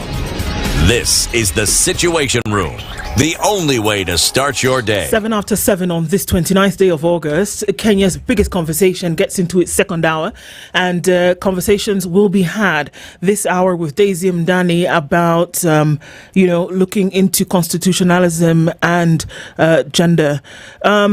Before that happens, let me remind you about certain things that are happening in just 2 days. In 2 days, you get an opportunity to go down to the Gallant Mall, where there will be the opportunity again that has presented itself for you to find out a lot of information about what world universities have to offer when it comes to an out-of-country experience in education. It's the Cradell Study Abroad World Fair. It's from 11 to 4 p.m. on Saturday, the 31st of August. It takes place at the Gallant Mall in Nairobi. So now you ask, why? What should we go to do there? Okay, so this is university admission season, or rather university opening season. A lot of people getting into school, and sometimes you say, okay, yes, I want to do my I want to have education abroad. I want to be able to explore what that means. Well, Cradell says, look, we've been able to see the gaps in the market. We've been able to link technology with need. We've been able to say specificity is required in certain work areas, in certain countries, in the particular university that you will go to. We've taken time to study all the mechanics of this thing, and we've put them together on a platform where we can take you and your desires and match you to the correct university in the correct country. Sound good? I think it does. And then what you do is you come down to the Gallant Mall on Saturday. You can meet many of these universities that will be there. Grenada, the USA, the UK, Australia, New Zealand, Cyprus, Ireland. It goes on and on and on. And the different universities will be there to showcase what they have to offer. You can apply and get admission on that day. You can find out information about scholarships and apply for them. Visa officers will be on board to explain to you what you need to do. And you can also get to know a little bit more about your accommodation if that's what you choose. You can come in at 11, find the information out, and leave at 4 with the decision in the bag. It is happening this Saturday. You can log on to www.cradle.com and register. And then you can also call 0799 000 444. It's the Cradle Study Abroad World Fair taking place this Saturday. Take advantage of that. Okay, so Daisy will be with us shortly. I know she will be here soon, but even before she comes, there's certain things that we just need to mention as pertains to the state of things in the country. We saw these throngs of people when the president came out, and it seemed as though the language has changed, and suddenly they're talking about a pact. A pact has been created, and because of that, you can say that 2027, the vote for the president coming out of this particular region is in the bag. No, you can't. Okay. No, you can't. Not if you understand the fluidity of our politics. Mm-hmm. The changes that come about that we know of may prod you into trying to predict. But the thing about politics is that there's something unexpected always happens. Who foresaw the Gen Z protests? Nobody. Who foresaw the impact they will have? Some people think there was no impact. Some want to believe there was an impact. Whatever it is that one wants to believe, you believe what you like, but we are not where we were before. The protests have changed the way we look at things in this country. Yeah. And the citizenry have realized that you actually matter and that your voice can actually be heard. And that if you determine and you're serious, you can actually change things. Now, the reason why you see those huge crowds is not because they love the person of the leader. No, it is because these leaders represent something they're hoping they will get. It is the hope that drives them there. It is the hope that makes people follow leaders. It is the hope that so long as this person is in place, because alongside that discussion is the issue that has arisen about people saying Raila is a traitor. Yeah, because after all the years of the fight for the opposition, how do you just drop it like a hot potato and say that you're going to go in this other direction? That is what people are saying, meaning they had embedded a lot of hope in him. And so long as he was there in this position, where I don't remember the public participation where this was discussed, but anyway, it was determined that that is official position, leader of the official position for posterity. Okay? Yes. So long as there's that hope, there will be crowds. So long as there's that anticipation, there will be crowds. But fickle as crowds are, it requires one sentence, and that same crowd that are jumping, and we will, as you say very correctly, will throw stones at you and chase you. Yep. Same crowd. Yeah. And so you need to be wary of that you cannot take one Wednesday afternoon, and look at the throngs of people who come to you, and then you say to yourself, you know what, actually we've got this. And that because I've come here, and basically what he's done is that he's come and he's said, I've given 3 men from this region an opportunity to be with me right there in the center of governing this country, and they're yours. So by virtue of the fact that I've done your region a favor, have I not done a big thing? I've done a big thing, and so now you've welcomed me with open arms, and it can only mean one thing, that if I should come back and say I want to be president based on the fact that I have done this for you, you will also do this other thing for me. Scratch my back, I scratch yours even harder. Well, that's the thing. This isn't one of those situations where 1 + 1 is equal to 2. No. 1 + 1 in this case can be equal to 5. I'm not even sure it's equal to anything. It's being presented as 1 + 1. I'm not even sure it's 1 + 1. It could be something. We don't even know what it is. We think it's an addition, but it could be a multiplication. Then what if it's a subtraction or a division? What then do you do? Yes. Indeed. Well, so at this point, we're getting into our conversation for this hour, and we're looking specifically at understanding constitutionalism and women's rights. And the very lovely Daisy Amdani is here with us this morning in my favorite color. Daisy, good morning. Good morning, good morning. City, good morning. How are you? I'm good. You seem a bit flustered. Amazing how time can get away from you in the morning. When you think it does that, especially in the morning. One moment it's 5 o'clock, and then you turn around and you look at the watch again, it's 7, and you're thinking, what happened? Where did the 2 hours go to? Yes. But it's not even just the morning. I think I've been saying time is moving so fast.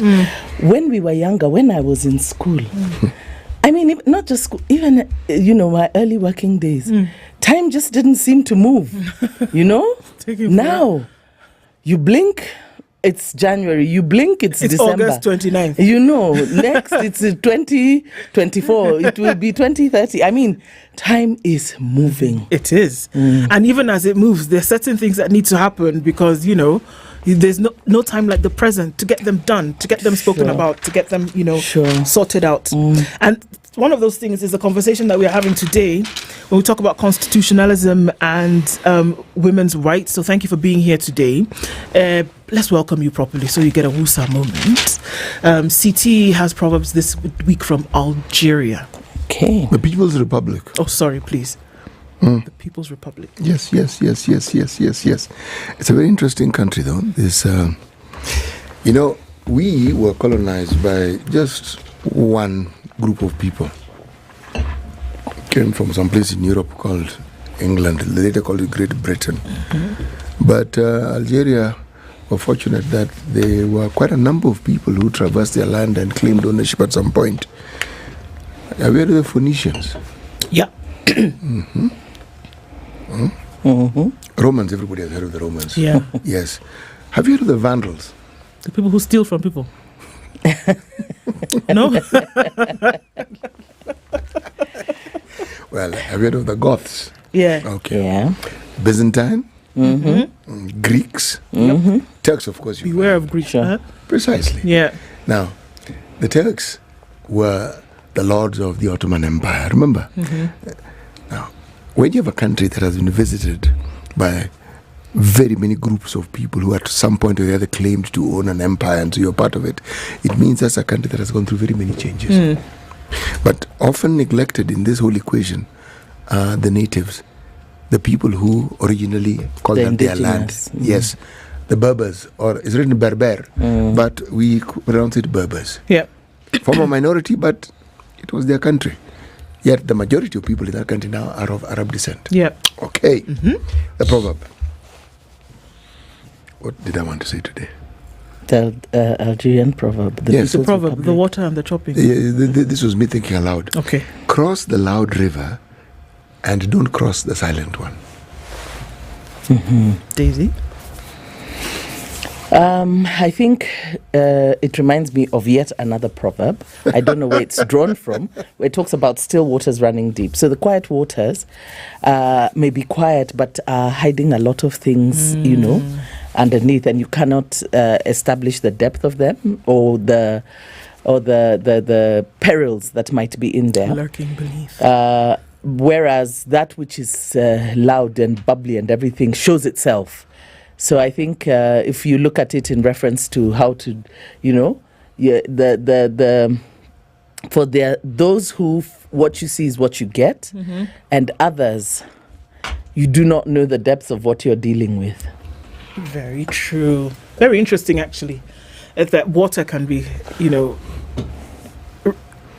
mirrored in so many other things, even for human beings, and how we operate. When you talk about the force of nature, what always comes to mind? It does. As does the wind. Okay, so we're looking at constitutionalism this morning and women's rights, Daisy. And we hear this big word all the time. So how about there as a place to start with before we now marry the two and how they can work hand in hand? Constitutionalism and ism, belief. What exactly is constitutionalism, first of all?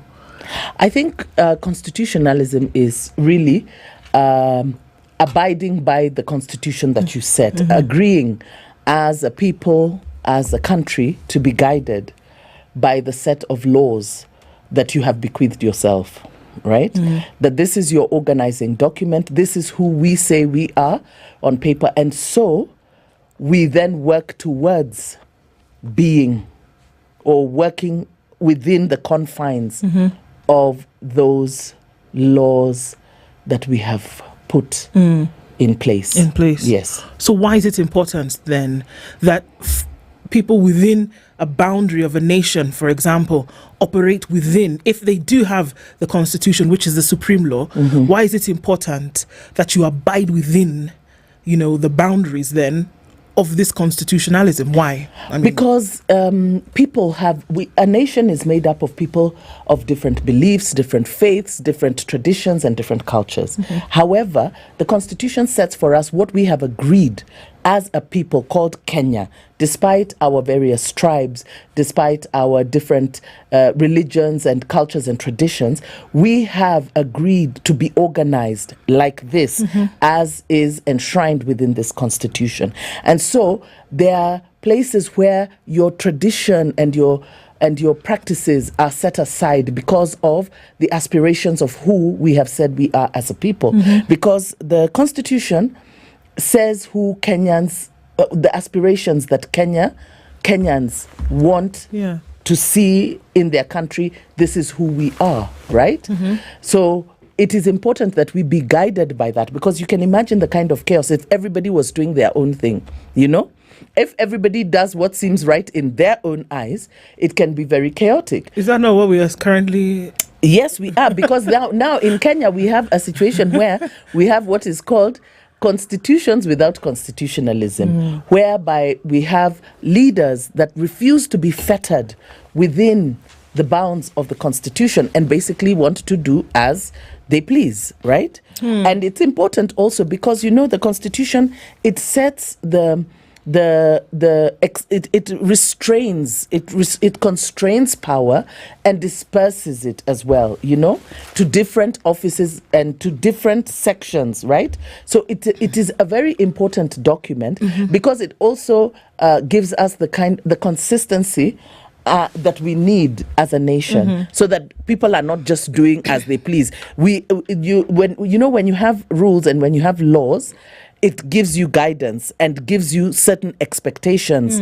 We expect that when you get into this office, this is how you are required to behave. These are the limits of your power, right? These are the limits of how far you can go, right? So you are not supposed to extend, you agree. So when, you see our president swears allegiance to the constitution, as do our members of parliament when they take oath of office. All cabinet secretaries, they all swear allegiance, and they agree to be bound by the constitution, to uphold it, and to protect it, right? Because it's an important document, right? It sets it is the organizing document for Kenya. Yes. Okay? It is the contract between those that govern, or those that are given the privilege to govern, and those to whom the power belongs, that is, the rights holders. So, of course, it declares the people as sovereign. So the sovereign have agreed to be governed in this. So it's essentially our social contract. Yes. Right? Yes. So just like the way you have contracts, when a contract is breached, then, of course, there's cause for concern, right? But it gives you expectations. If today, your job description is to be a radio presenter, and when you are being assessed, you are told that you didn't clean the toilets. That is not your job, And there are certain things that that you can say, no, this is not my job. However, there are things that are required of you that and then you do them, right? So it's the same thing. It's a social contract between those that are being governed, those that are governing. It establishes the bounds and boundaries of power, rights, and entitlements, and also responsibilities. Who holds... So from constitutionalism and looking at the constitution, then there are those who are directly involved in making sure that it is lived out in the way it was meant to from its origin. There are those who are the guardians of it, And that's everybody at some level. That is everybody, not at some level. As in you as an individual, you as somebody in government, everybody has, at whatever level, everybody has something that they're supposed to be doing to ensure that the Constitution lives out, right? Yes. So when that doesn't happen, who is to hold the other to account? Well, then the people who are offended can then claim they can seek redress, right? So first of all, it binds all of us. So it binds state officers, public officers, and it binds all citizens, right? We are bound, all of us. So we are all bound to uphold the Constitution. So there's nobody who is excluded from abiding by the Constitution. However, if there's an infringement, the Constitution says that the courts, we can go to the courts, and the courts then interpret the Constitution. They have been given that right to interpret the Constitution, right? Are we all bound in the same way? I mean, is our understanding of this binding, is our understanding of this social contract the same? Because if I look at the genesis of just the basic understanding of any social contract, it begins at birth and the social setup in which you are reared. That's where you understand it. Sure. Because within a family, there's always a social contract. Yes. This is how you go about it. Yes. Now, and you're instructed. Yes. From childhood. Exactly. Yes. Does that social contract then not more or less set the foundation of how it is I'm going to be interpreting social contracts in the future? So we are supposed to be taught this because you see, I think one of the misconceptions is that the Constitution is supposed to be interpreted by people who understand law.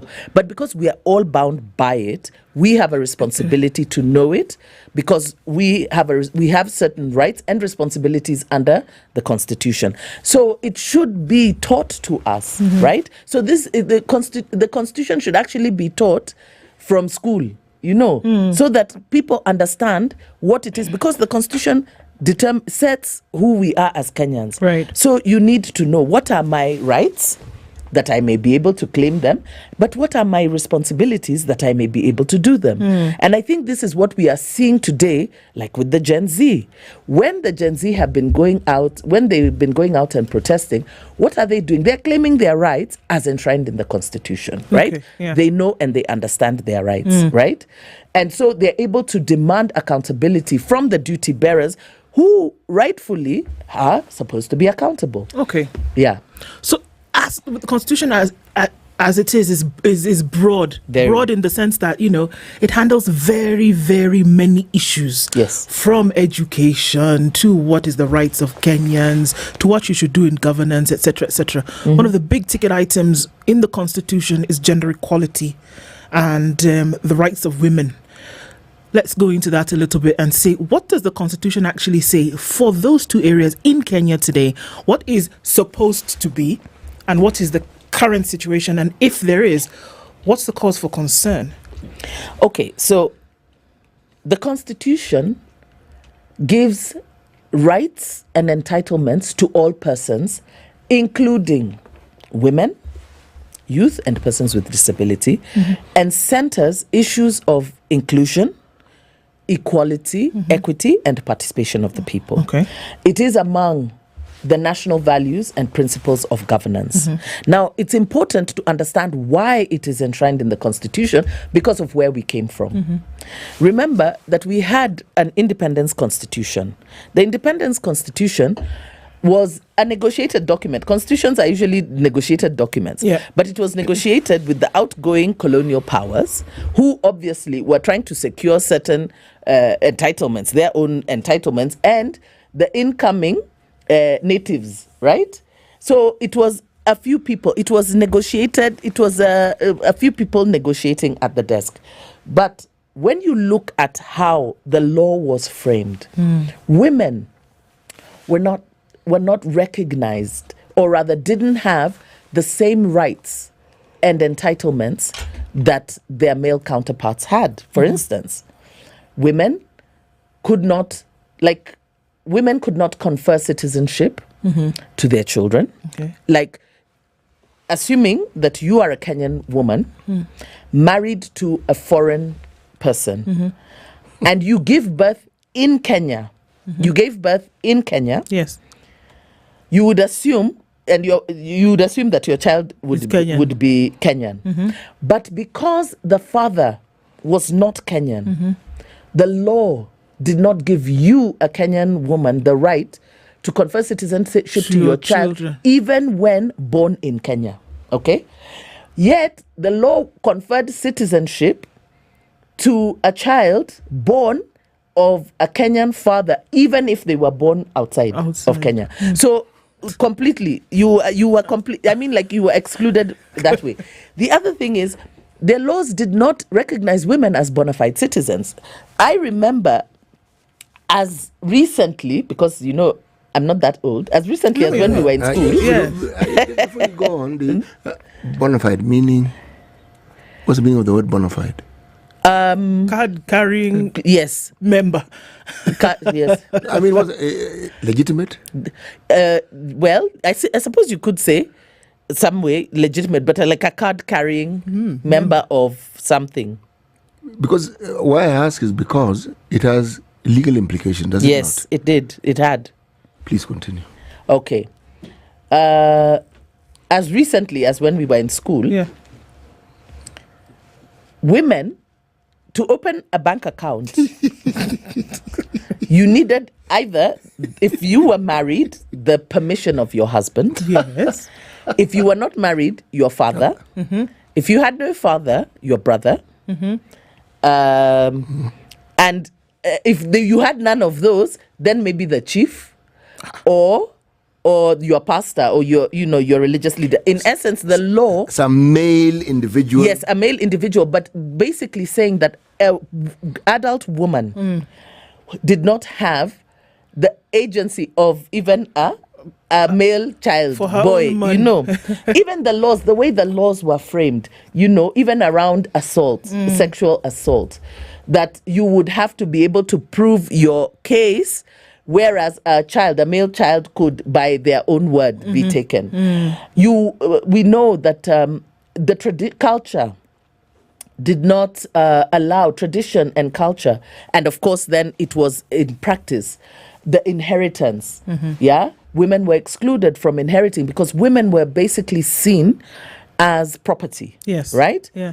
So you were for bringing cows to the homestead. So you are bought.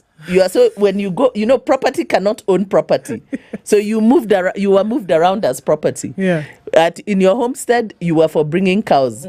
In the homestead where you had been acquired, you were an acquisition. So you had really no rights. And we still see in some areas certain pockets of that kind of discrimination. So girl child, women, we witnessed, not too long ago. Remember that the late Vice President Kijana Wamalwa, when he passed away, do you remember his wife being seated? Yes. In a circle with elders, and the elders were the ones who were determining how the property would be divided. And so you find that women were rendered destitute at widowhood and families, right? At marriage, if you could not prove your contribution, so that even the work, what we call the unpaid work that women do, being housewives, being at home, looking after the family, building the assets of the homestead, that was not considered work or a contribution. So unless you could show tangible contribution, you had no rights. You would literally, women were being divorced and rendered destitute, you know? So, I mean, there are so many things. And then, of course, also, even though it was not stated in law, leadership was essentially, by practice and tradition, the preserve of men. Okay, let's take a break at this point, then come back, and as we now marry what with some of those problems with how the constitution in Kenya has then changed some of those things, but then let's see how, if they are actually being practiced today, and if there's a problem, or if we're getting better as we go ahead, right? Daisy Amdani, the Executive Director of Crown Trust, is in the studio this morning, and our conversation is around constitutionalism and women's rights, and seeing how the Constitution has helped to protect those rights or foster those rights. And maybe if there's a problem, we'll see how that can be sorted out. We continue when we come back after this.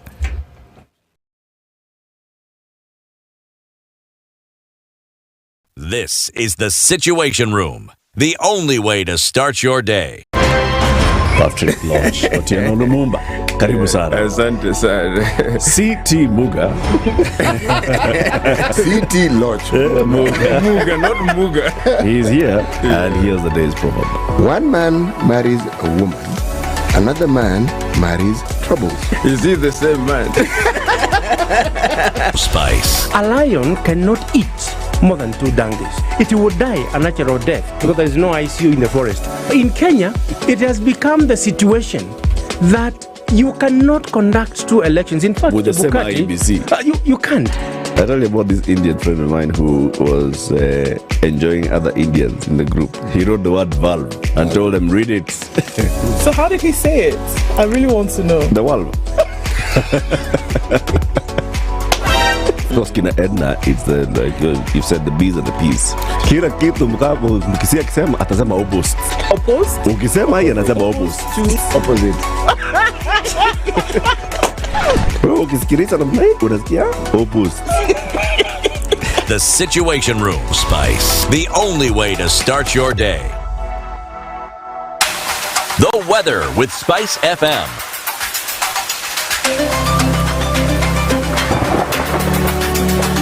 Cloudy conditions in Nairobi, 16 degrees. We'll see highs of 24. Highs of 25 in a sunny Nakuru and highs of 23 in a mostly cloudy Nyeri. It's 13 and sunny in Eldoret. And we're looking at sunny conditions at 24 in Mombasa, 26 and sunny in Malindi, and 19 and sunny in Kisumu. It's 17 and sunny in Kakamega. And we're looking at cloudy conditions at 20 in Kampala. Looking into Dar es Salaam, it's 22 and cloudy, and into a sunny Johannesburg at 6 degrees, 26 and sunny in Mogadishu, and 13 and cloudy in Addis Ababa. Lagos at 25 is cloudy, and looking into Kinshasa at 22, cloudy as well, going to highs of 34. Chilled Spice.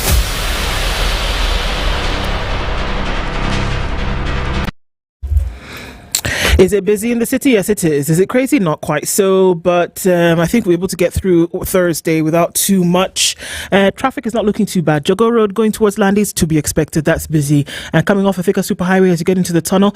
For the first time in a long time, we're seeing quite some traffic on Kiambu Road today as you try to get towards Muthaiga Square. Limuru Road is busy. It's very busy then coming in towards the city from Limuru Road. And then folks are trying to make their way through Parklands, come out through Wangari Maathai, and then through to Museums, Uhuru Highway. That'll get probably busy because we're into traffic hour now. We'll see what happens as we get through it. Just in case anything does pop off, talk to us on SpiceFM KE on X, hashtag The Situation Room. Mature, intelligent talk every morning. Spice up yourself.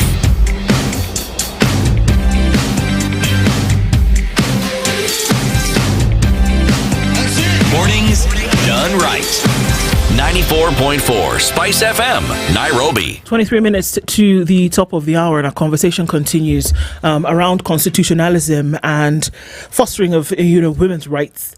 You talk about the examples that you gave, Daisy, before. A time past, no? Women don't have to worry about those issues anymore. You can walk into a bank today and open an account and nobody's asking who your father is, or, bring your husband's, whatever it is. You can go to school, you can graduate, you can go to PhD level, you can be a member of parliament, get it by vote, you can be a governor. By golly, you can run for president and somebody will even take notice of you. See, it's fine. No, it's not fine. No? We're just at the beginning because there's a lot of resistance. We also need to understand that our culture and traditions set our basis for socialization, right? And we are socialized according to that to have certain beliefs, right? Now, the law is a tool for social change, 100%, which is why we've been able to do these things. There was a time, indeed, girls were not going to school. And so there was a fight for girls to go to school and affirmative action measures for girls to go to school and higher learning, including, lowering some marks and everything. Yes. Today, we still have equitable measures that are being put in place that are not quite, that are not, we're still seeing hiccups here and there. Yeah. For instance, the provision of sanitary towels for school-going girls, right? So that when these things are not done in a timely fashion, or when there's misappropriation in that area, it affects girl child. We are also beginning to see certain trends that are not favorable for the girl child, which then hampers her upward mobility in education. Issues around teen pregnancy, early child marriage. It's still happening, right? It is still happening in Kenya. It is against the law, right? But it's still happening. Can so I ask enforcement. So I just want to ask for purposes of clarification. When we look at things like, what would be a right for a girl to have access to sanitary towels, school-going age, and that doesn't happen, is that going against women's rights, or is that just an exemplification of poor governance across board? Both. Okay. Both. Because it is it is poor governance, it's mismanagement, but you're also denying her the right to her education, right? Because by not providing this, Article 43 on socioeconomic rights actually sets education as a right? And so when the state then commits, because remember that the Bill of Rights, one of the opening statement in the Bill of Rights is that these are rights that are due to you because you're human. The state doesn't give you these rights, but the state commits to ensuring the enjoyment of those rights to the fullest extent possible. And so puts in place measures to ensure that you're able to enjoy those rights. Yeah. So among those for the girl child is to make provision of sanitary towels because of poverty. There are some there are some girls who cannot access sanitary towels. So the state commits to making sure that sanitary towels are available so that girls do not have cause not to attend school because of their menstruation, right? So when the state fails, it denies those girls their right to access that education or slows down, hampers their educational goals, right? So it's both. It's both a denial of their rights by mismanagement, by maladministration. Right. Yeah. Okay. The thing that I've always found interesting is looking at the evolution of the changes that bring about not just equality but also equity to the citizenry of a country. But perhaps it's better understood if we compare it with, say, our neighbors.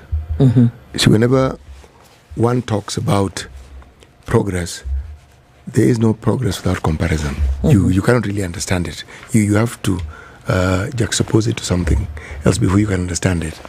So when we talk about the rights of women and the progress that we have made as Kenyans, if we were to compare ourselves with our neighbors, how would you say we are faring? I think that let me start by saying that, and I'll quote Museveni on this, when he talked about African nations measuring themselves against each other, and he said it was a competition of dwarfs, trying to see which one was taller. Let me also say that we are not to measure ourselves against our neighbors. We are supposed to measure ourselves against the goals that we have set in the Constitution. That is our unit of measure, right? Our unit of measure is how are we doing? We are even the president is required every year to address the nation, state of the nation. Yes. And he is supposed to give us a scoring of telling us how we are doing as a nation against the goals that we have set and the aspirations that we have set as Kenyans, right? So that is our measure. But when we look at regionally, I think that Kenya, in terms of women in leadership, we are lagging. I mean, even countries that were birthed here in Kenya are doing better than us. Okay. And so that for me is problematic. We're the only country in the region that have not met the minimum goals as set by the region and by ourselves as a country. So that's problem number one. I think now with the kind of chaos that we're seeing in the education sector, I think that we are going to, there will be a heavy price to be paid soon, right? In the not too distant future, whereby unless we very seriously course correct, we are going to find ourselves in lagging behind, as it is already. We have Kenyans who are now beginning to send their children to some of our regional schools. They send their children to school in Uganda. They are sending their children to school in, I'm not sure about Rwanda, but I know they are sending children to school in Uganda. The ones who are bringing their children here are bringing them to very high-end private schools, right, that are very well run. And these are those schools that you will do well, group of schools type, you will do well if you come out of that. But our public education system is not doing well at all. I want to ask a question when we talk about leadership, women's leadership, because this has continued to be an issue, Daisy. And it's interesting because it's Diana who's reminded me about that conversation. When we say that, you've just alluded to it now, that we still have a problem when it comes to women representation in leadership, and the need to ask the question, why? When we talk about the 2/3 gender principle, when we talk about making sure that you have more women, and that doesn't happen. We talked the other day about the dissolution of parliament on the basis that the principles have not been met in terms of representation. But isn't it important that we ask the question, why? Why is it that we don't see this representation coming to the fore? Why is it that you still see that there's an abrogation of rights over and over and over again? Instead of just saying dissolve the whole thing and toss it out, you will have a repetition of the same behavior if you don't deal with the reason as to why this is happening. You can dissolve parliament as many times as you want. You can, and because it's the law, or you can say one or two, three things, but if you're not looking at the it could be that maybe the patriarchy still stands.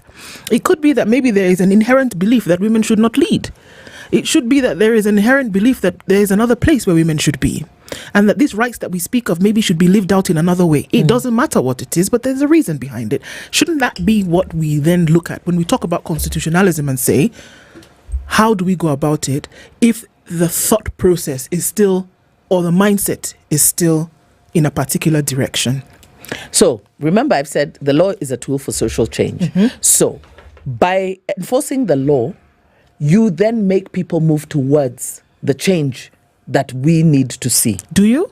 Yes, we do. For instance, look at the 47 seats, right? The 47 seats are enshrined in the Constitution, right?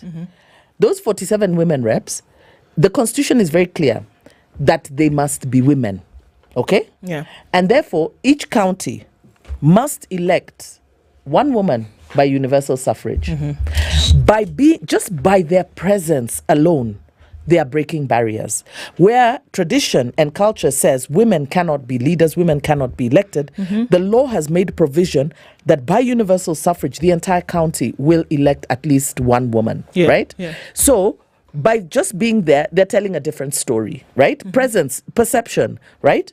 Now, the dissolution of parliament is not because of the 2/3 gender principle. It is for failure to enact the law. The Constitution has an accountability and enforcement mechanism in Article 261. Article 261(7) provides that if Parliament does not enact the legislation within the time frame as set in the 5th schedule, then anyone can petition the courts for the courts to intervene. And so the courts will give Parliament, the legislature, a determined time within which they are to enact that legislation and, of course, report on progress to the CJ. But if Parliament then fails to enact that legislation within the time frame that has been given by the courts under 261, then anyone can petition the CJ for the dissolution of Parliament. It goes on to say that if Parliament is dissolved for failure to enact a particular legislation, the next Parliament that comes in has the time frame within the 5th schedule to enact that law. But if they do not, they too can be dissolved. So it is an accountability and enforcement mechanism. Okay? Now, Parliament have failed. There was an advisory that was given in August of 2012. Yes, okay. That within 5 years of promulgation, that is 2015, August 27th, 2015, the law on representation, as enshrined in Article 100, which requires Parliament to enact legislation to provide for the participation of women, youth, persons with disabilities, ethnic and other minorities, and also Article 81. That's on the electoral system, that it must have a mechanism to ensure that not more than 2/3 of members of elective public bodies are of the same gender. Right. Parliament has not passed to date that law. So Parliament sits with a membership that offends Article 3, which says you cannot form government except as per the laid down principles in the Constitution. It offends Article 27(8), which says in any elective or appointive body you shall have no more than 2/3 of the same gender. It offends Article 81 because it has not made sure that elective public bodies do not have more than 2/3 of the same gender. So by not enacting the law, it has now gone on to allow for the offense of several articles of the Constitution. So that I chalk it down to socialization bias, okay? Which, by the way, they are not supposed to legislate through that bias, but that is what has been driving. Please explain. So we're socialized a certain way, right? And for the longest time, women, the way society and culture has constructed gender, it does not assign certain power roles or roles that are considered powerful to women. Women, because leadership is seen as power. Yes. It is power. It's not just seen as, it is power. So the construction of gender does not assign roles to women in powerful positions, does not assign roles that give women power or even opportunity for power, money roles, you know? So you find that traditionally women were always excluded from those things. And so that idea that a woman cannot be a leader at par with men. So even the perception that we were given, you look from independence, cabinet, parliament, everything is just men. Aka woman there, you know. So, and even those women who were seen in or even aspiring to leadership roles were considered rogue elements because you are going to a place that has not been assigned to you. So the law must also support in the deconstruction and reconstruction of gender, because gender is a social construct. It is constructed and can be deconstructed and reconstructed, which is what our Constitution is seeking to do, to deconstruct and reconstruct it by saying that we have equal opportunity before the law, men and women, right? Women have the right to equal opportunity in the political, social, and economic and cultural spheres, right? And sets the baseline for where that journey begins. It talks about, if you go to Article 27 is in the Bill of Rights, and it's on equality and freedom from discrimination. It declares that everyone is equal before the law and has equal benefit of the law.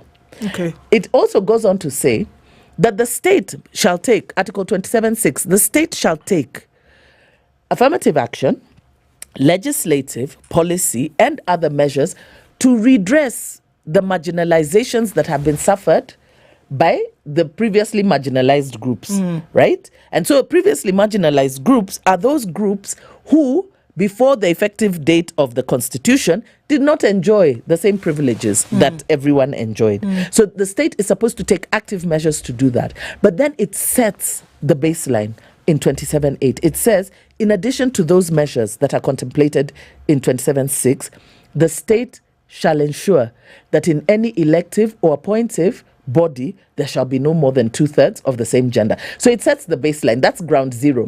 So ideally, what we are working to is to a more equal society that we want to see in leadership, in culture, in the economic sphere.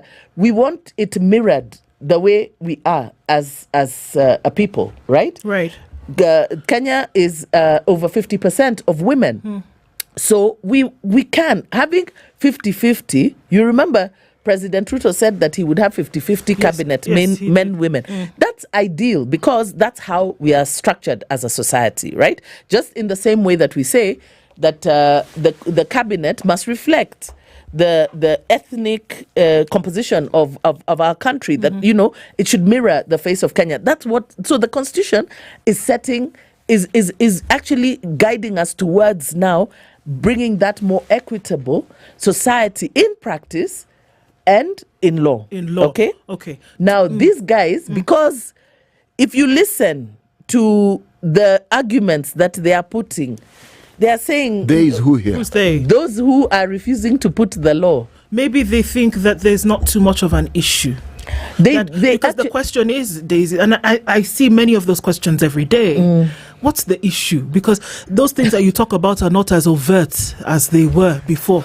Like I said, you can get along without a problem. I mean, you can be a governor today if you're a woman. Nobody's going to ask you questions. But it's that much harder. Is it as overt as it was? Because that's the question people are asking. Let me speak as a man. What is the problem? Okay, let's hear from the man. Yes. Let me tell you, the mindset of someone who has been socialized with an understanding of privilege expects that privilege to be the status quo for them. And that is what happens with patriarchy. Yeah.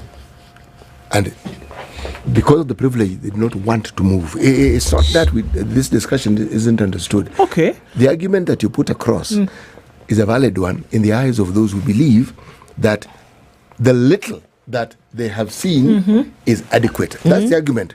But wanataka nini? It starts with the but. Shida iko wapi? Where is the problem?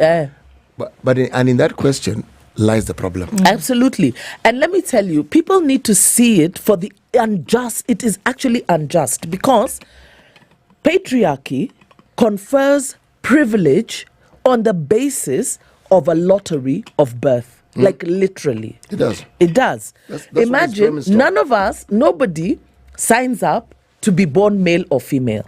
So imagine that by lottery of birth, you being male are given all the rights, entitlements, and freedoms. You get it. You get it. You have a free ticket. And me, by being born woman, female, I am denied those very rights. And I had no role in being born that way. It's the same thing when we talk about racism. Can we go quickly to that point, what you were making? Because, I mean, this is just, there's so much, Daisy, and you have to come back. But you'd say that those people who are refusing to enact, what is it on the basis of? Because it's socialization bias, but also impunity. I won't forget one current CS for environment today, Aidan Dwale, when he was a member of parliament, and they wanted to debate on this issue of the 2/3 gender principle, and the first issue was there was no quorum in parliament. The next time again, there was no quorum. So is it an intentional thing to not have it done? Yes. How do we know that? It's an act of impunity. The questions that we see being asked, what do women want? Women want free things, almost as though women are seen as coming to reap where they have not sown because of what power entails. You see, for them, it is that privilege and the opportunities that come with power. Why should women be given those entitlements and opportunities? So it's actually impunity and a refusal completely to abide by the law. As far as they're concerned, everything that the women should get is not theirs. It belongs to the men. So why do they want things that don't belong to them? And it's probably their very subtle understanding of it. And in fact, so women who are seen to be aggressive and loud, loud, you're considered rogue elements, But also there's a partnership in this from women, because women also help entrench this very, very thing. But don't forget that women are socialized the same way as men, right? So even women have to unlearn and relearn. Women need to learn to accept, because even when we build the capacity of women, right, in leadership, there's a lot of work that you need to do, even just to build their confidence to be able to speak. Daisy, patriarchy has mothers. Yes, patriarchy has mothers. And because of my religious beliefs and stand, I have been accused of being a female patriarch. You know, I have, yes, because you see, religion is also considered very patriarchal, which it is, by the way. So sometimes when I express my faith, they say, that one, she's a female patriarch. And it's true. You can have women who are even more patriarchal than men, you know, so that you find it's just female but man in a dress, you know. So I mean, in terms of attitude, right? And it's true, because even some of the people who have virulently opposed the gender principle are women. It is, including women who hold affirmative action positions, and they're like, ikikuja tutaiangusha, but also because of their lack of understanding, right? So it's a journey. It really is a journey. Are the steps being taken really quickly, like 10 seconds? Steps being taken towards? Yes. We have petitioned for the dissolution of parliament. We've told the CJ to do her work under the constitution and dissolve, advise for the dissolution of parliament. They are playing some funny games there in court, trying to rehear 4-year-old cases. But I want to say that justice delayed is justice denied. And you can see we are not going to get tired on this. We've been on this journey around this mountain for too long. And if parliament will not do what is required for them to do by enacting the law, then really let them be dissolved. I think that there needs to be political cost to shortchanging women in this country. And that is the greatest political cost that we can see, that the Constitution has given us. And since we are all agreed as Kenyans that Parliament does not serve the interests of Kenyans, dissolve Parliament. There we go. Daisy Amdani, the Executive Director of Crown Trust, and we've had a conversation this hour about constitutionalism and women's rights. It must continue, definitely, and seeing ways in which we can continue making those steps. Good morning. It's 1 minute after 8.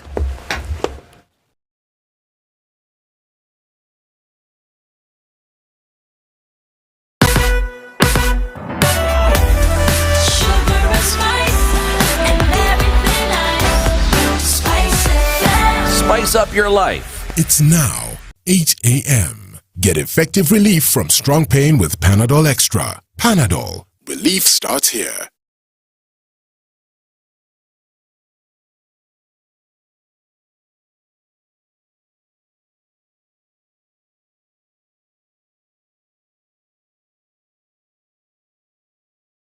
Good morning. This is the news.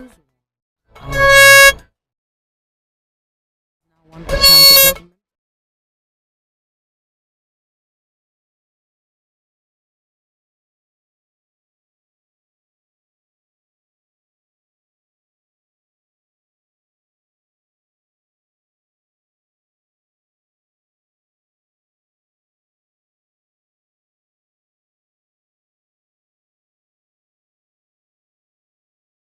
In county governance.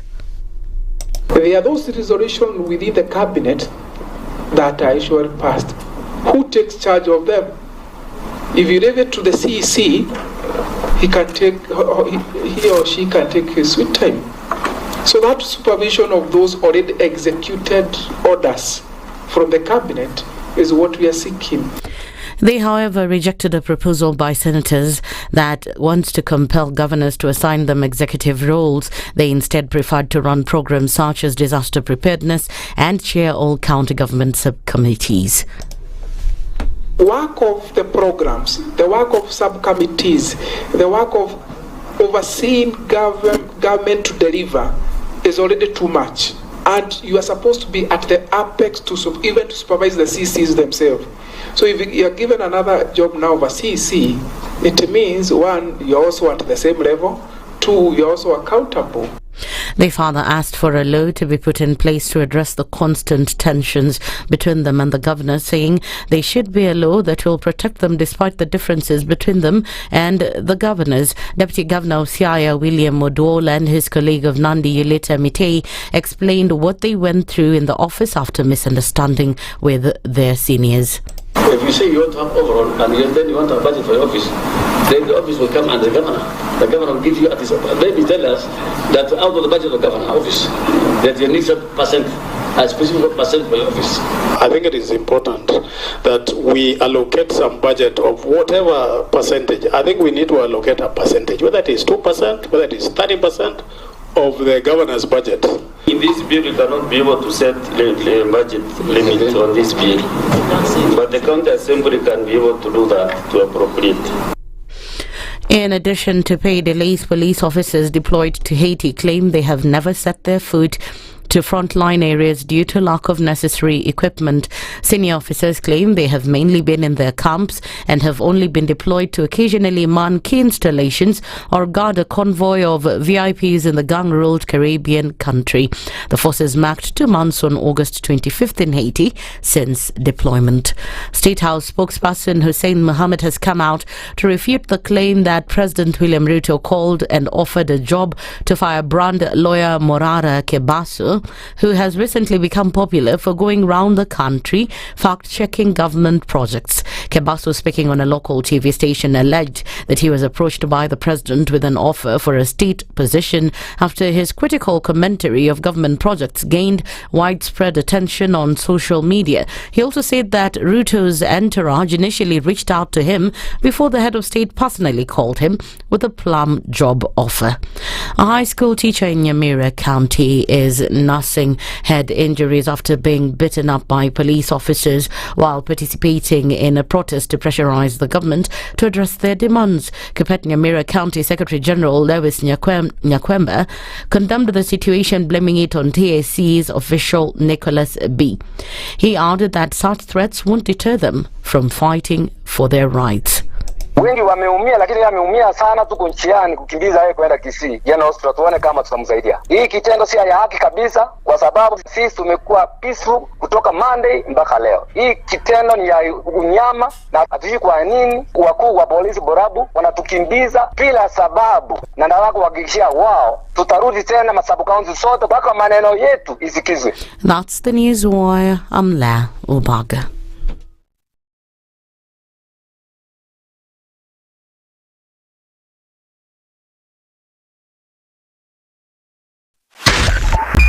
.5 Spice FM, Kisumu.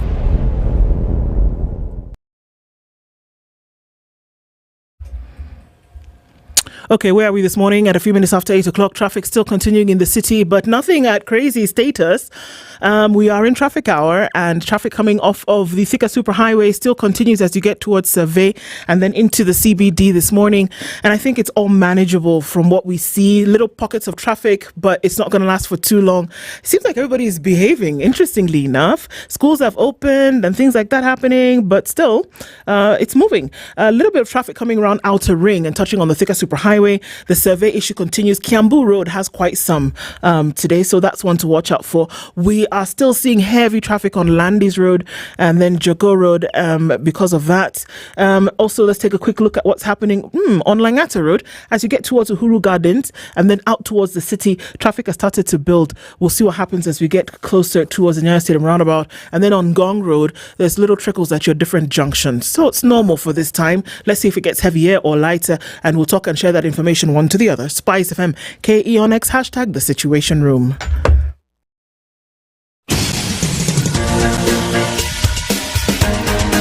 This is The Situation Room, the home of hard-hitting political commentary and penetrating insights about the state of the nation. This is a talk radio experience like no other. The Situation Room, a place for hard truths, debates, and elevated conversations. The Situation Room, witty, political, engaging, deep, controversial. In the room, we have C.T. Muga, researcher, academic, seasoned political observer, a fountain of wisdom in these politically uncertain times. Ndu Oko, Nigerian by birth, Kenyan by choice, communications expert, Pan-Africanist, a truth seeker and believer in people power, and Eric Latin, agent provocateur, the man in the chair, seasoned journalist, news hound, a man who believes in punching up, not down.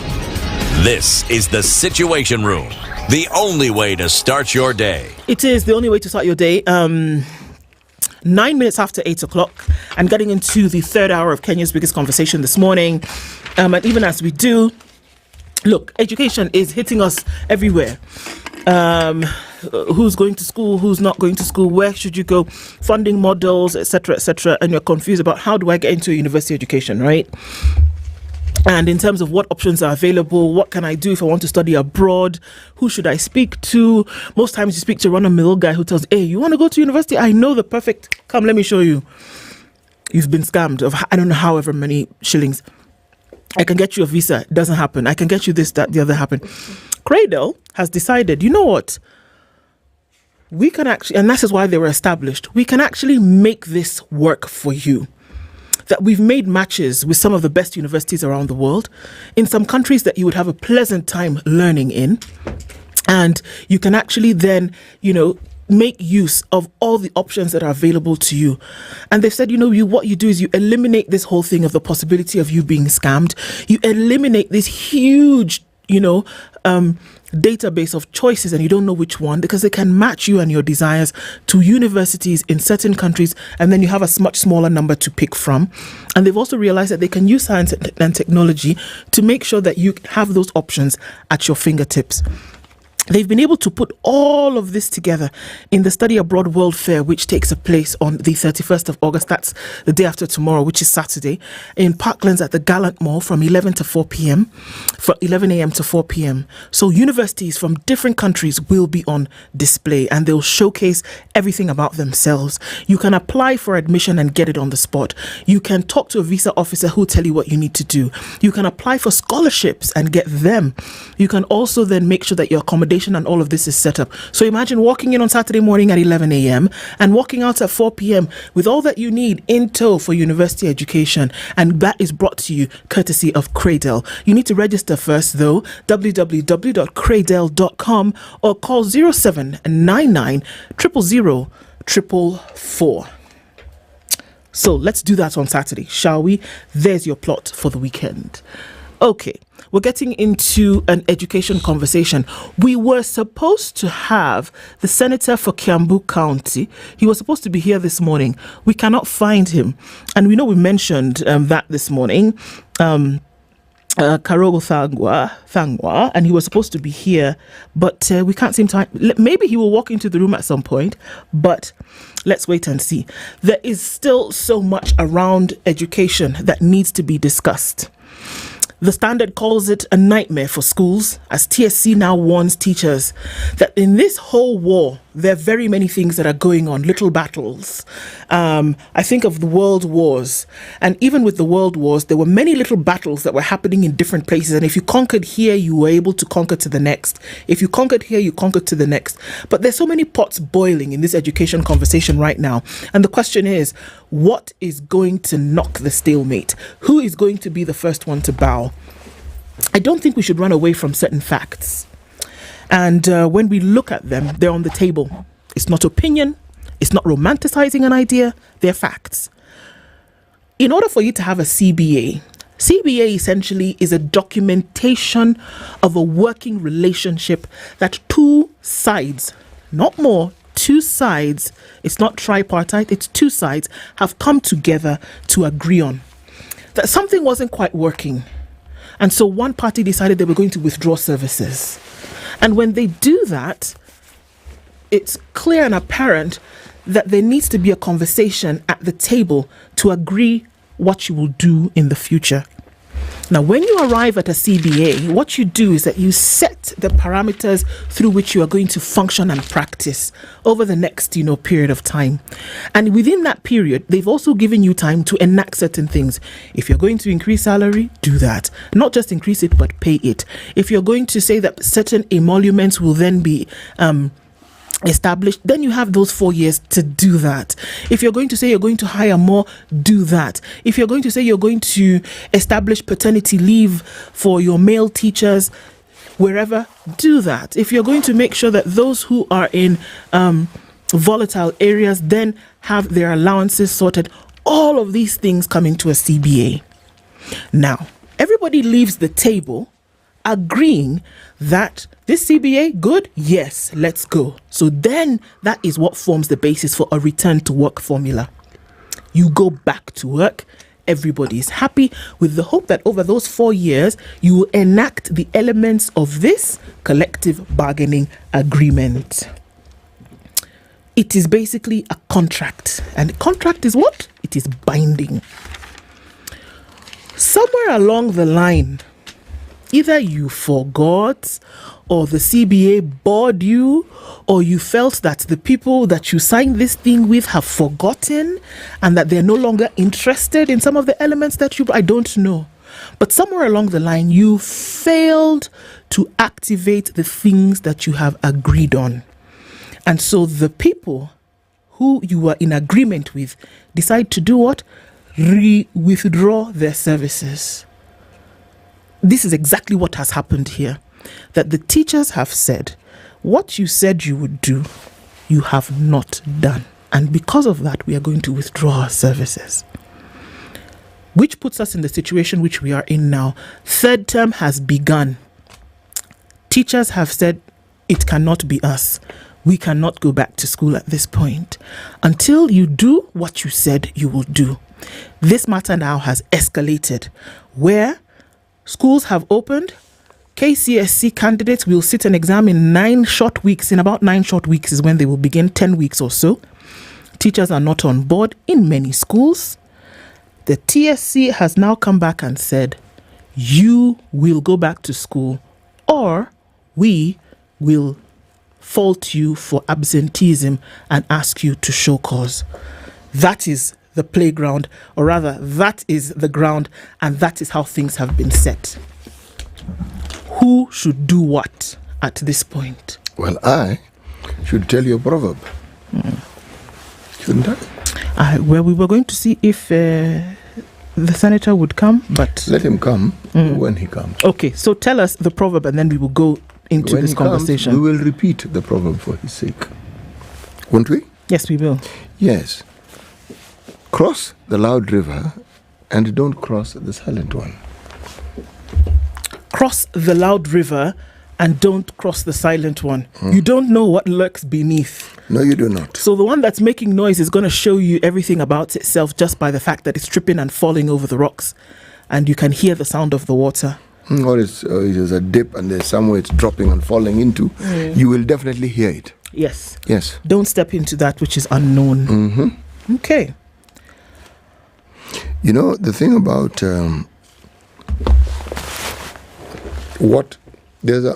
let me backtrack.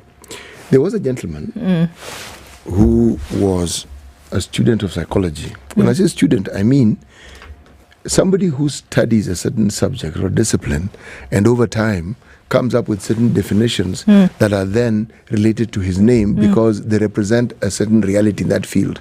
This person was called Pavlov. Yes. Conditioning, it is called. Pavlov experimented with the dogs. Gave a dog a certain meal at a certain time, and it would salivate in anticipation of that meal. Even when the meal was not there, the dog would anticipate. Yeah. Okay? Because it knew that at a certain point in time, there was a reward for it.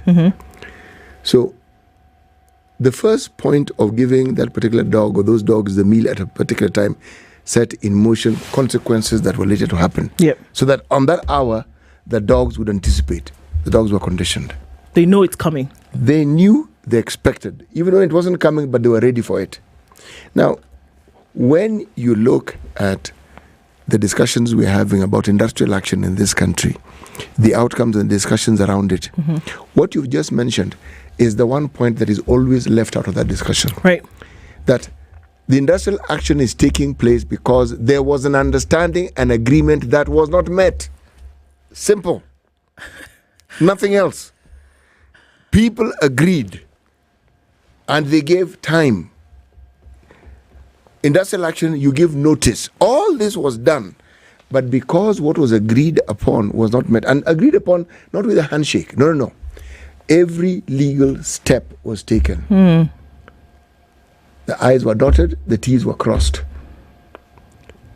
And it was even registered in court. So, meaning this thing was ironclad. And then you find a situation where somebody has not met it, and then they take the position that you are wrong. So just pause here. We see this action, but what has brought it about? I don't think that teachers finished second term and they were on recess for 3 weeks and they said, we're bored. No. Let us say we are going to strike because we don't have anything to do. No. And these waters, like this very loud one, was boiling and simmering, was tripping over the rocks, just like our proverb. It had been, because as is the practice, it is not possible that teachers just woke up and said, we are giving our 7-day notice on a random Tuesday. No, conversations were being had. Hey, hello, long before the notice. Absolutely. Many conversations were had. Hey, TSC, you've not done this, you've not done the other. How about you get this done? Otherwise, you're going to force us into a situation which is going to be ugly. Ugly is being seen today.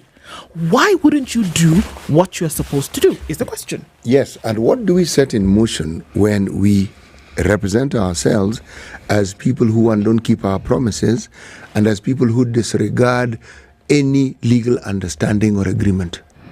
Because if it isn't just the teachers, the doctors have a similar problem.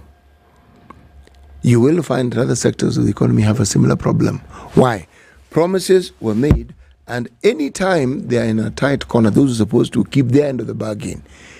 It's called a back-to-work formula. Yes. The teachers were teaching. What they're saying, we're withdrawing the service we're providing. The understanding with the back-to-work formula was, you go back to work, we'll fulfill. Later. Yes. Yeah. Now that later occurred, and then another later occurred, and said, guys, on this matter, several years have gone by. And it appears that this thing isn't really going to be fulfilled. So what should we do? No, you go back to work, then we talk. Said, but look, we did agree on this, did we not? How is it that every time I ask you to meet your end of the bargain, your response to me is go back to work? And we even had a back to work formula where you said, go back to work and I'll do this. And even the very thing you said you would do, you have not done. So what do you want me to do? You haven't done. And so the question is, what is going to end this particular stalemate? The Kenya Union of Post-Primary Education Teachers, as well as the Kenya National Union of Teachers representatives, might be with us tomorrow. But then the question that we start to ask ourselves is, even before they give their sides of what they're asking for, what they're pushing for, is that if you have a nation within which a right that you're supposed to give to its children is not met, then you have a problem. Whether it is a commission that's handling affairs, whether it is an independent bodies which are handling those affairs, or whether it is a direct activation by the Ministry of Education, you've got a problem here. And so what are you going to do to resolve it? The call that we have seen by TSC is that they've ordered the officers to go around the country, or rather in the areas which they are domiciled, and to basically have a call sheet, a rota, and say, if you didn't show up to work today, we're going to put a big fat tick behind your name, and then we're going to give you a show cause letter to essentially show cause as to why you didn't come to work, as though it were not evident. Now, when you go to court and you get a court order demanding that these teachers go back to work, what are you doing? Are you using the law to arm twist people to make a decision over one that you went over yourself? And I'm going to fault the TSC here, 100%. Why go into a work or return to work formula if you know very well that you're not going to be able to meet it? And you cannot say that you are hoping in what could happen in the future. Today, as we are now, what can you promise to make sure that it's actually done? And then along the lines, you find that you hit a bump. How about having a conversation? Why do we hate communication so much? You know, when such questions are asked, there's the assumption that there's an easy response to this one. There could be, but ask yourself for a single second. Does the TAC give itself money? The answer is no, it doesn't. No, it doesn't. It gets it from the Exchequer. Yeah. Okay, yes. Now, is it that this money was budgeted for? Yes. Yes. It was budgeted for. So, where's the kink? Why is it that money that was budgeted for, at least we hope it was? Or did TSC not tell ministry that they agreed to pay some more money or to make sure that certain things happen. Maybe they didn't pass the message. By the time something is registered in court, What do you want me to say? all the T's have been crossed and all the I's have been dotted. But then, what then do you see? If the money was allocated, where did it go to? Was it diverted? Did it go somewhere where it wasn't supposed to go? The problem is that whatever reason we give, what will become apparent and the direction in which my thinking will go is that these issues of the teachers were not considered important enough. No.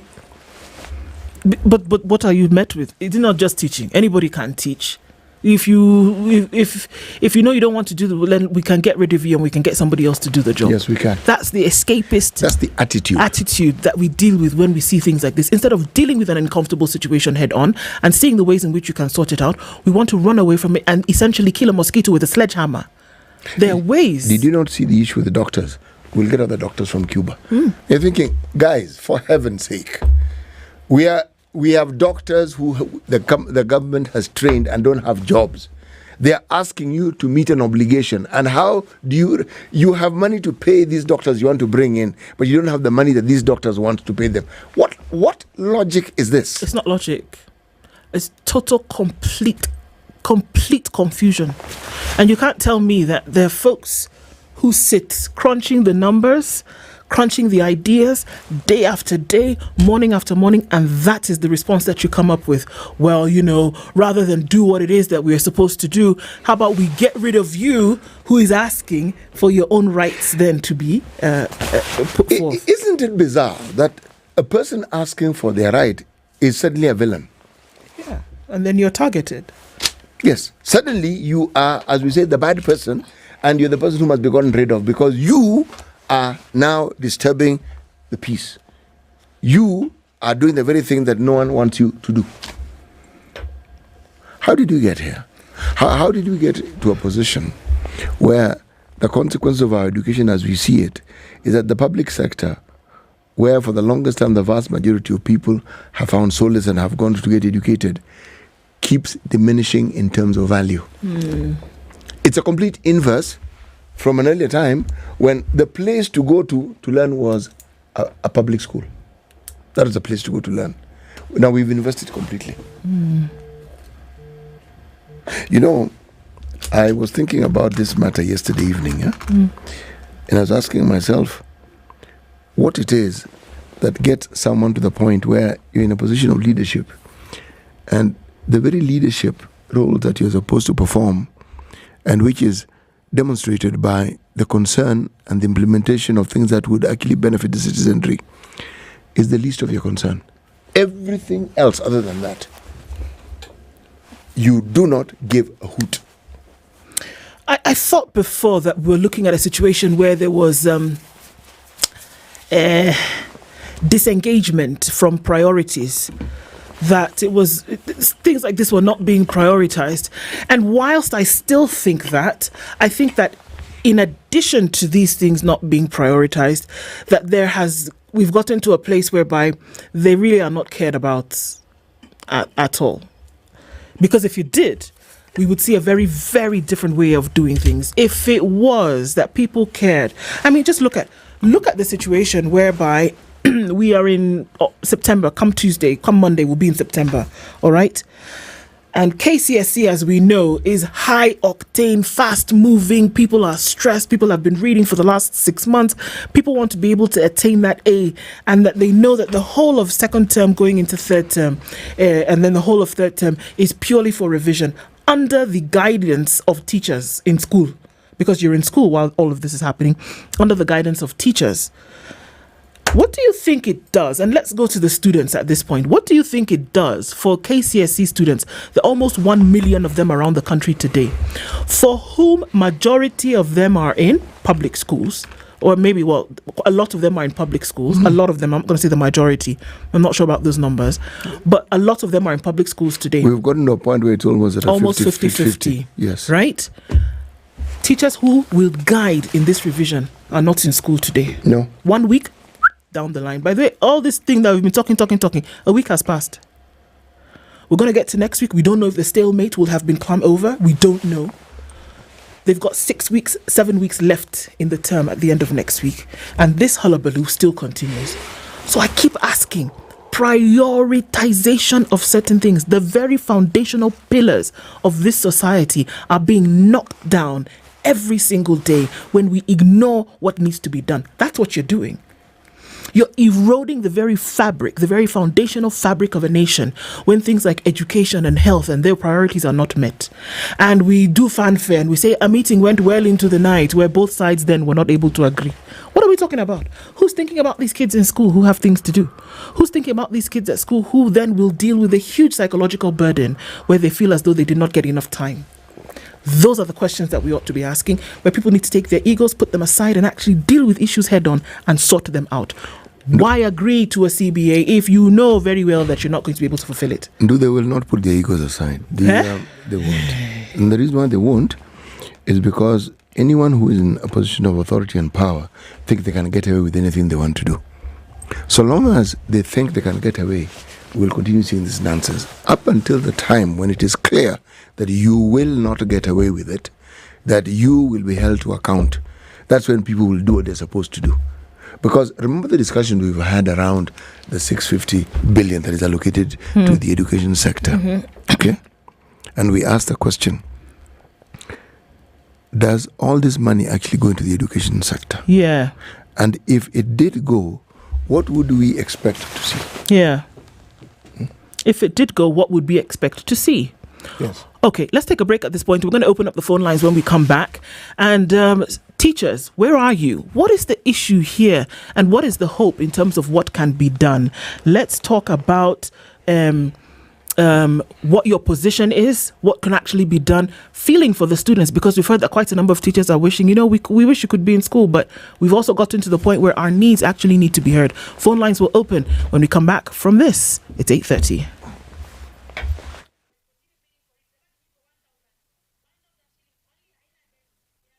This is the Situation Room, the only way to start your day.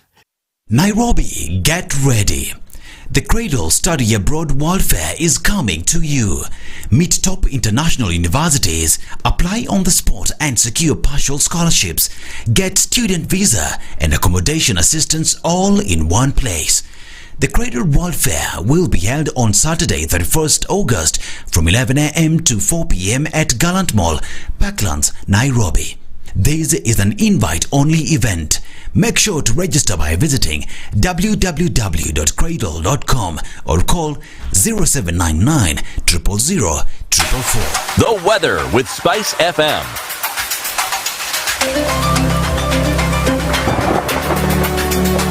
Sunny conditions in Nairobi at 16. We'll see highs of 24 and highs of 25 in a sunny Nakuru at 15. It's 15 and cloudy in Nyeri. And we're looking into a sunny Eldoret at 13. Mombasa 24 is sunny and Malindi at 26 is sunny. It's 19 sunny conditions going to highs of 30 in Kisumu. And we'll see highs of 30 in Kakamega, where it is sunny at 17. Into Kampala, cloudy at 20 with highs of 29, while Dar es Salaam at 22 is cloudy going to highs of 29 as well. Johannesburg at 6 degrees is sunny with highs of 23, and Mogadishu at 26, partly sunny going to highs of 29. 13 and cloudy in Addis Ababa with highs of 22. Lagos is cloudy at 25 with highs of 29, and it's cloudy in Kinshasa at 22 going to highs of 34.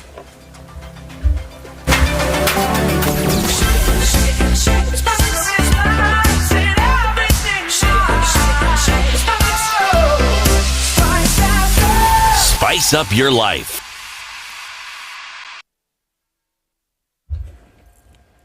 Okay, so where are we? Landis Road still doing the business there. Coming off of Thika Superhighway, it's still heavy from Survey through towards the junction of Wangari Maathai Way. Taking a look at what's coming out of Western Spring Valley, Lower Kabete, some traffic here and there. All doable though. And then going along Wayaki Way, heading out towards Westlands, that looks like it's going to pack up and continue packing up just so for some time. All right, we're still in traffic hour. The Eastern Bypass, a little bit of traffic here and there as you get towards North Airport Road, and then some of that goes towards Outer Ring. So let's watch out for that and see what happens as we go through it. SpiceFM KE on X, hashtag The Situation Room.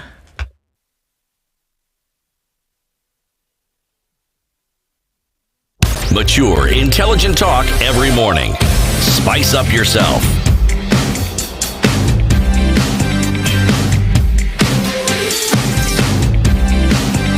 Mornings done right.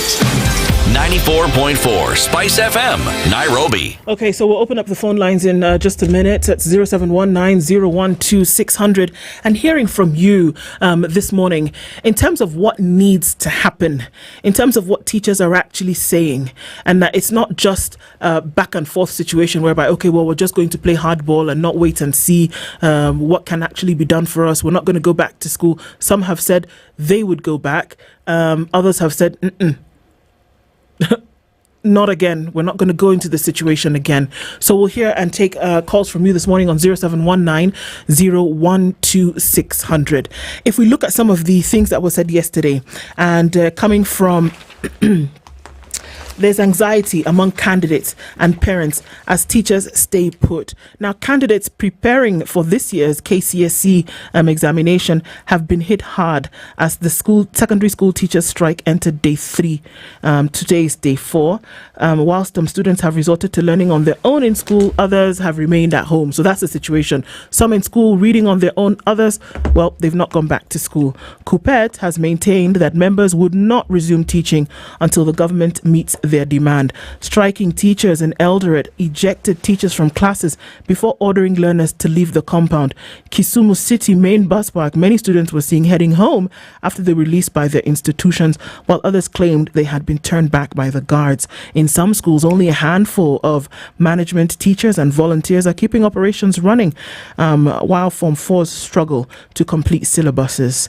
Shimulatewa High School, where a certain city Muga taught, learners were sent home and said the strike would affect their preparations for the national exam. A watchman at a school said that over 400 candidates, the number of BUM teachers was too small to handle them. That's the situation that we're looking at. It's not a joke. And that schools remain closed in some cases where others are being sent away. I taught at Star of the Sea.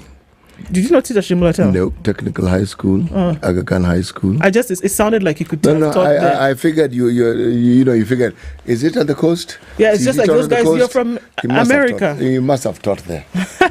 So it was Star of the Sea. But okay, but you get my point. Yes. But I like that. I taught at Shimulatewa. I did. Yeah, you did. You could have. But this is the situation, isn't it? That there weren't too many situations like this where students are now at school on their own, learning, no guidance, revising, trying to complete syllabus on their own. And that there are those who've gone on strike and they've told teachers, no. And the resolve is strong that until and unless our demands are met, we're not going to come back to school because you've taken us on a ride way too many times, and this cannot be one more time where that happens. You see, if you listen to the conversation, it appears that those in positions of power are now trying to paint the teachers the villains. The teachers are not the villains in this case. You are. You have an agreement. Simple. This is not really complicated, and you don't meet the obligations. And you say, oh, there's no money, there's no...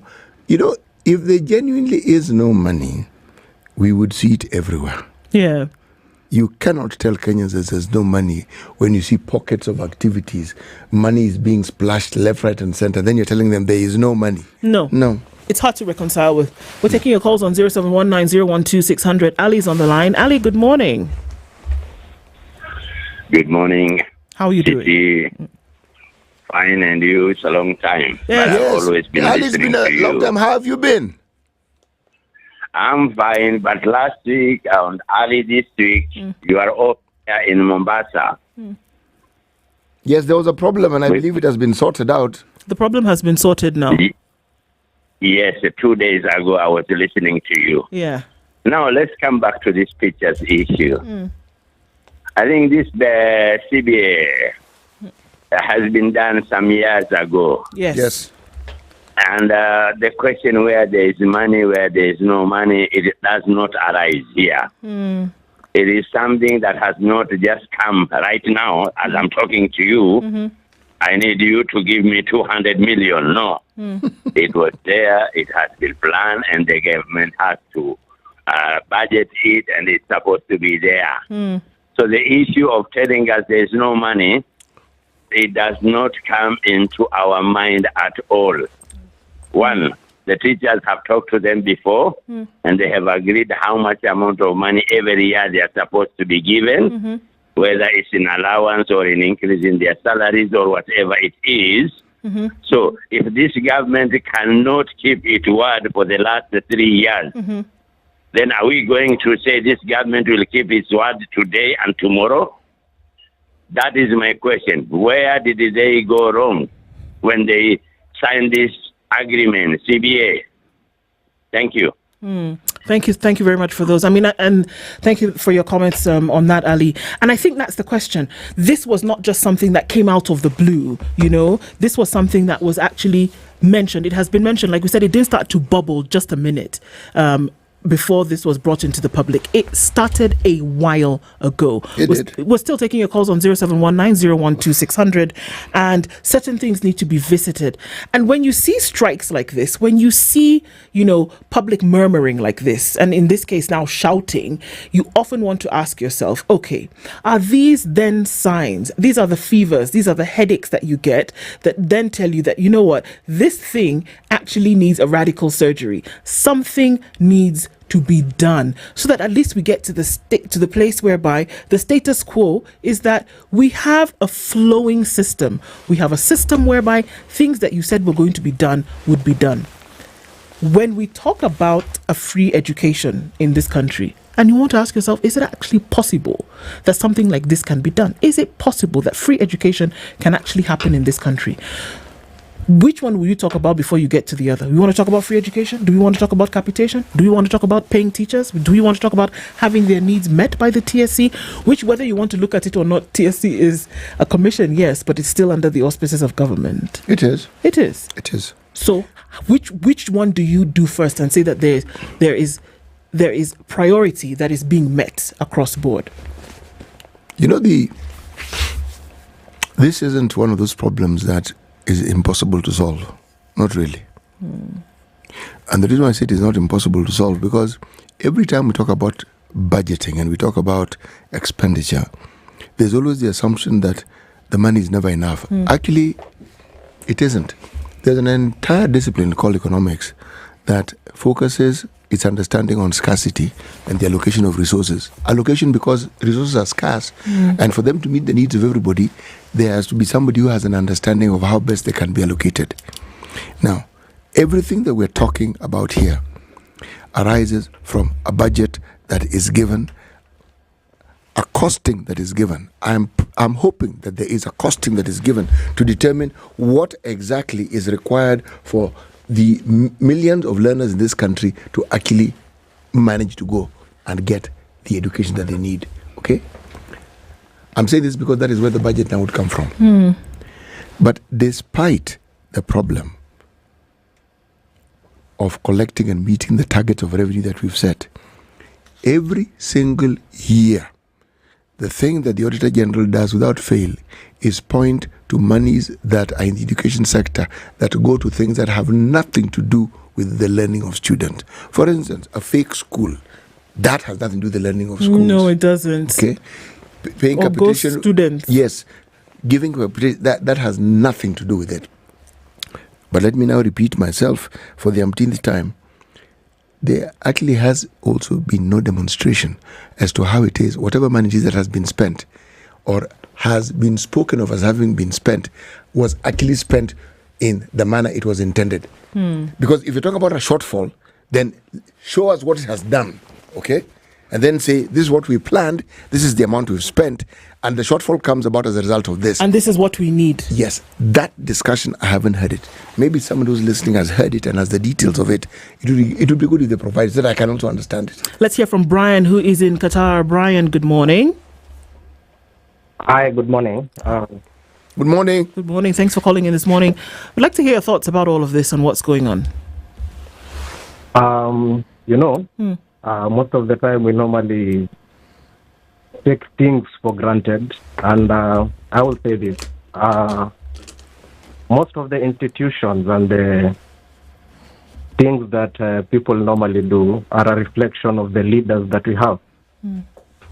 So when we have a crisis in education and you have a president who is traversing the country, doing politics instead of dealing with the issues that are there, it is very disappointing and a letdown to our education institution. And all establishments should actually look to the things that they have. I'm sorry, I'm getting a bit mixed with this because there's a bit of anger in me to see people, to see leaders behaving the way they are behaving when we know teachers have signed a CBA with them, an agreement that was not just done yesterday. It was something that was done before, and it is something they had agreed on. Exactly. It's very disappointing to see, and a letdown to our education sector. And to see leaders behaving the way they are behaving when we have a crisis in the country in terms of education, we lack words. Of course. I don't actually have any expectations with this government or the institutions that are in place. I hear you, Brian. Thank you for your thoughts this morning. Asante Sana. We're going to hear at this point from Silas. Good morning. How are you? Good morning, Simon, the National Parents and Association Chair. Good to have you in the room this morning. What are your thoughts around what is going on? Students are in school, parents are wondering what's going on. KCSE students right now are really worried. I'd like to hear from you, sir. Yeah, this is a very big problem for the parents because the strike does not affect teachers, neither does it affect the government. The people who are affected are the parents who have paid the fees and the children who are in school. The Form 4 candidates are supposed to be sitting for exams. They have already covered the syllabus, them to grade 6 and grade 8. So, following we had Gen Z strike, we had the junior secondary school strike, we had the floods. Teacher unions should have understood this, and they should have had much over these students because Kenyans suffered. The court ruled the other day that the strike should be stopped as the talks go on, and we are supporting that because that's the only way. And therefore, if the strikes are still on and the national examinations are coming, what are the teachers expecting the children to write in the exams? Are we trying to prepare future failures? What are we doing? I hear you on that, Silas. But even as that happens, and even as those sentiments are being shared, the teachers do you believe that the teachers are laying out a valid cause of concern here? Teachers are professionals. They need to know how to handle the things. We cannot force a goat to carry a camel. It cannot work. The government has had so many burdens. We all understand what you have gone through. And for the sake of our children, especially the flood-swept schools, some children died with their parents, others are still in camps. The strikes have been on. Children have gone in and out of school day and night. We still have this problem. So, and more so, Honorable Mboko Miremba sits in Parliament. When the Parliament was making these decisions on what was taking place at the TAC, all through, they should have agreed on a way forward that can serve and respect the students. Why are we destroying the future of these children? So in your opinion, So in your opinion, teachers should actually just, for the sake of these students, from what you're saying, for the sake of the students who are in school and waiting for learning, they should go back to school. For the sake of students, for the sake of the poor parents, for the sake of the nation of Kenya, we need to unite ourselves and stand as one, support the government. We don't have to look at our own interests. Let us consider these children. These are young children whose lives are getting destroyed. Where are they going to be in the future? If the teachers' lives were destroyed in the past, could they be in classes right now striking? Where could they be? I've been a teacher. I understand the problems the teachers are going through. We need talks. Talks can bring this things to an end. But, Chair, let me ask you this question. Do you think that the teachers have any rights whatsoever in this matter? The teachers have rights only to request for the CBA to be paid and their demands to be listened to by the government, but not to strike. We should be doing this through talks. I'm also ready. I'm there. I can sit with the teachers on the table, with the TAC, the Minister of Education. We can negotiate on this for the sake of children and their parents. I'm pleading for that. Your concerns definitely raised, and I guess duly heard as well. Silas David is the Obuha is the National Parents Association Chair. Thanks for your insights this morning, Asante. Nasema hivi, ninaomba KUPPET ikubali vile nati likubali. Kukubali si kwa hizo kwamba umeshindwa. Tunazungumza hii maneno. Tuketi kwa meza na Teacher Service Commission, tuketi na Ministry of Education na teacher unions, tukubaliane wako na valid demands. The demands are valid. Naelewa vizuri. Lakini watoto wetu na wazazi ambao wamelipa school fees, kuna watoto wasichana ambao wako kwa shule sasa hivi hata tuwezi kujua wako wapi because hawana pesa ya kurudi nyumbani, wazazi ni maskini, walipelekwa kwa shule, wako peke yao, walimu hawako kwa mashule. Huu ndio wakati unakuta kwamba watoto wanaingia katika mambo mabaya, hata wengine wanapata mimba sasa. In mixed schools where there are no teachers. Thank you very much. Tusaidie, union, tusaidie. It's definitely heard. Silas Abuha, thank you very much for your comments this morning. Asante. Let's hear from Wangeshi this morning. Wangeshi, good morning. Morning, Do. How are you? Fine, thank you, Siti.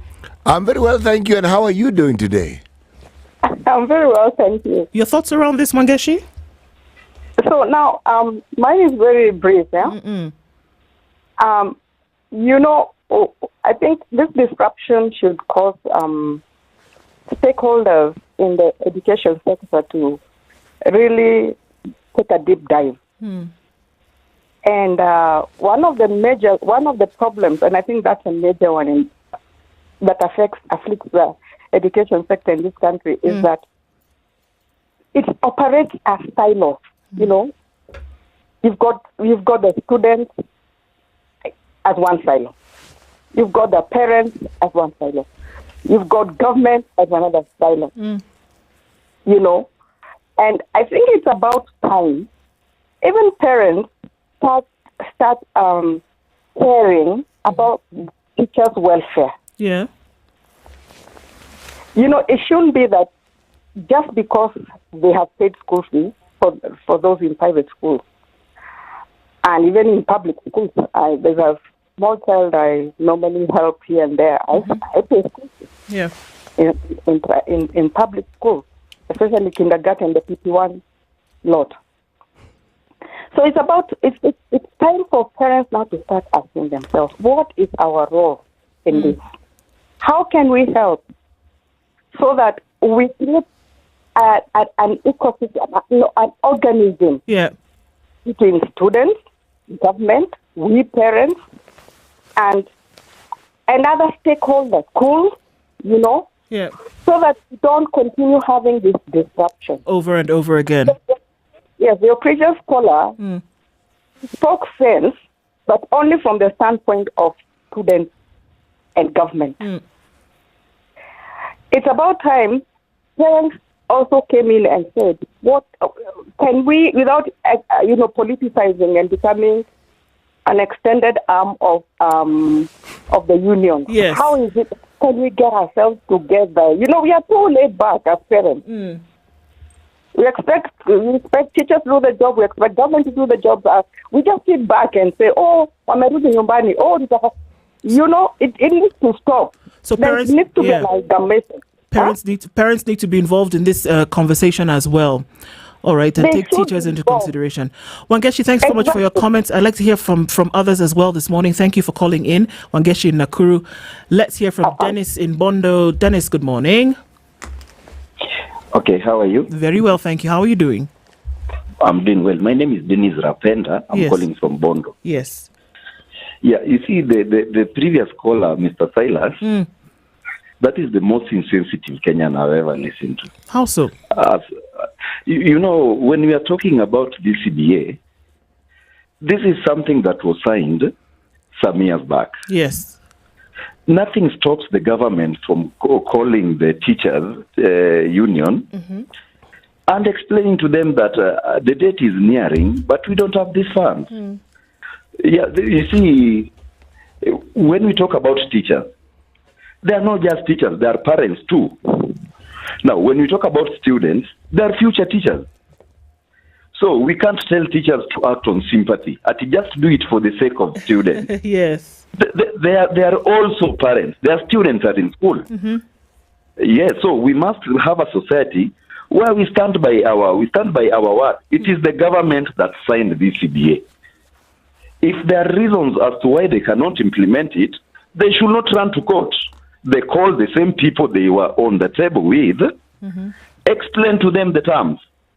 Corporate leaders are human beings with understanding. They will understand the situation of the government. If you explain it to them.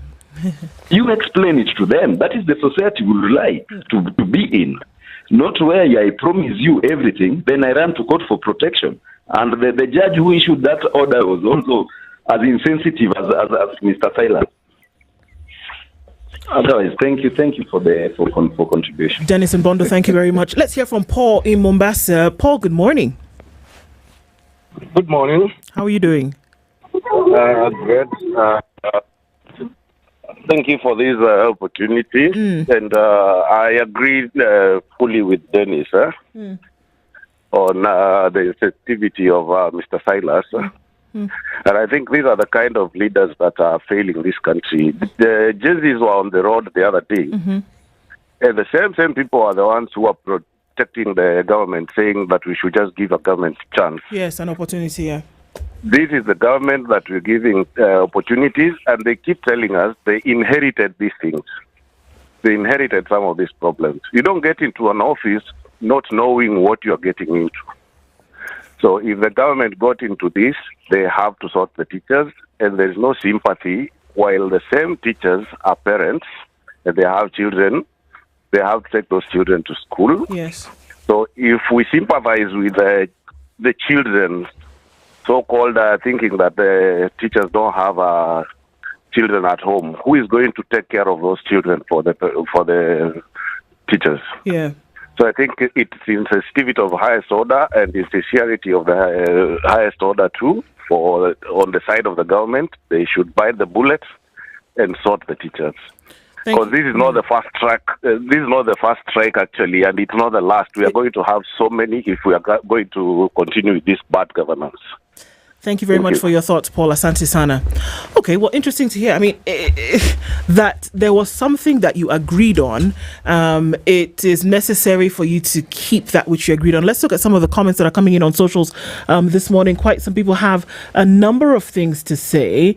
To achieve free education, that's equity. It's simple. Jail all the thieves from Treasury. You have enough money to even upgrade infrastructure and the staff and the education sector. There's a problem. They say the reason why you don't have enough money is that people are stealing it, essentially, is what he's saying. And so if you deal with that, then you will be able to sort out all the issues that we have. The government doesn't have enough money, yet it is tangatanging all around. It is not possible that students who should be in school getting the education that they require cannot, because teachers' demands have not been met. And not just demands, but those that have been put into an agreement. The labor organizations join up and form a labor party. The officials of the party will be the secretariat and only field MPs. Then they will have an insider controlling and bringing mass motions that will get a legislative solution. Others have used this, and it would be able to work, whereby you have people working from the inside. The whole society, according to Eric, has to learn and relearn how things should work and be done. This includes Parliament and everybody in these working areas. Our country needs and must change. And as someone said, look in the mirror and be the change. Okay. So of course, the question is, why be insensitive about certain issues? I think we forget that those teachers also have children in schools and need to be paid in order to pay for their children to go to school. The issue of students and teachers, and it doesn't matter to a narcissistic and pathological liars who are leaders. What matters is how they can make more money. And it still continues to be that way. The government and stakeholders don't care about the alarm that is being put out. And we need a situation where they actually do care. Many comments coming in there, and that you actually need to do what you said you were going to do. And we would not have this situation on the ground. And for me, it remains as simple as that. That there was an agreement. You have not gone along the elements of the agreement. So people have withdrawn their services. Just do what you're supposed to do, in my opinion. If you look at our labor laws, labor laws are very clear about so many things. They're clear about, since we're talking about industrial action, they're very clear about even the manner in which you are supposed to conduct industrial action. Mm-hmm. It is within your rights. It is within your rights as a citizen of this country. Yep. It is. Mm-hmm. But see, this isn't industrial action in a vacuum. Let's repeat it for the umpteenth time. There was an understanding that was abrogated, and not for the first time. Yep. There was a back-to-work formula, again, that was abrogated. So the position that has now been taken is one where it's like people have lost faith. When people go into industrial action, usually it's this discussion we are talking about, they've tried. Do you remember when the the doctors' union had these issues? How many meetings were purportedly called by the mandarins at Afia House, which they did not turn up to themselves? How many? How many times did the CS then comment and say, this is what we are going to do, and yet, from what we were then to hear, nothing of that sort ever happened? The indication was not that of people who are willing to solve the problem. It's ridiculous at best that we have to be having these kind of conversations when we are talking about a progressive society. It is ridiculous at best. It'll be interesting to hear from the It'll be interesting to hear from the unions, and it's likely that we'll have both of them here tomorrow, the Kenya National Union of Teachers as well as the Kenya Union of Post-Primary Education Teachers here in the Situation Room tomorrow. That's our hope, that we can have that conversation with both of them on ground as this continues. We're into day 4 of the strike, and 4 days in a secondary school education in term 3 is a lot of days. These conversations continue. Next, we'll be talking about appointments and reappointments. Is Kenyan or are Kenyans overrepresented? Dr. Akuru Okot will be in the hot seat. It's 9 a.m.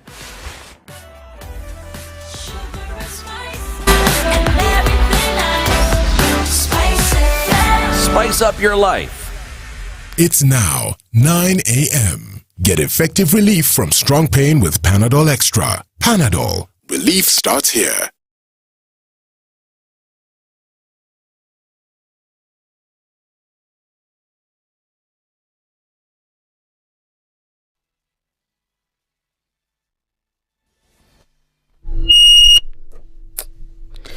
Good morning, this is the News Wire. I'm Lau Ubaga. President William Ruto's tour of his political four-turned friend Raila Odinga's Nyanza area enters its second day today.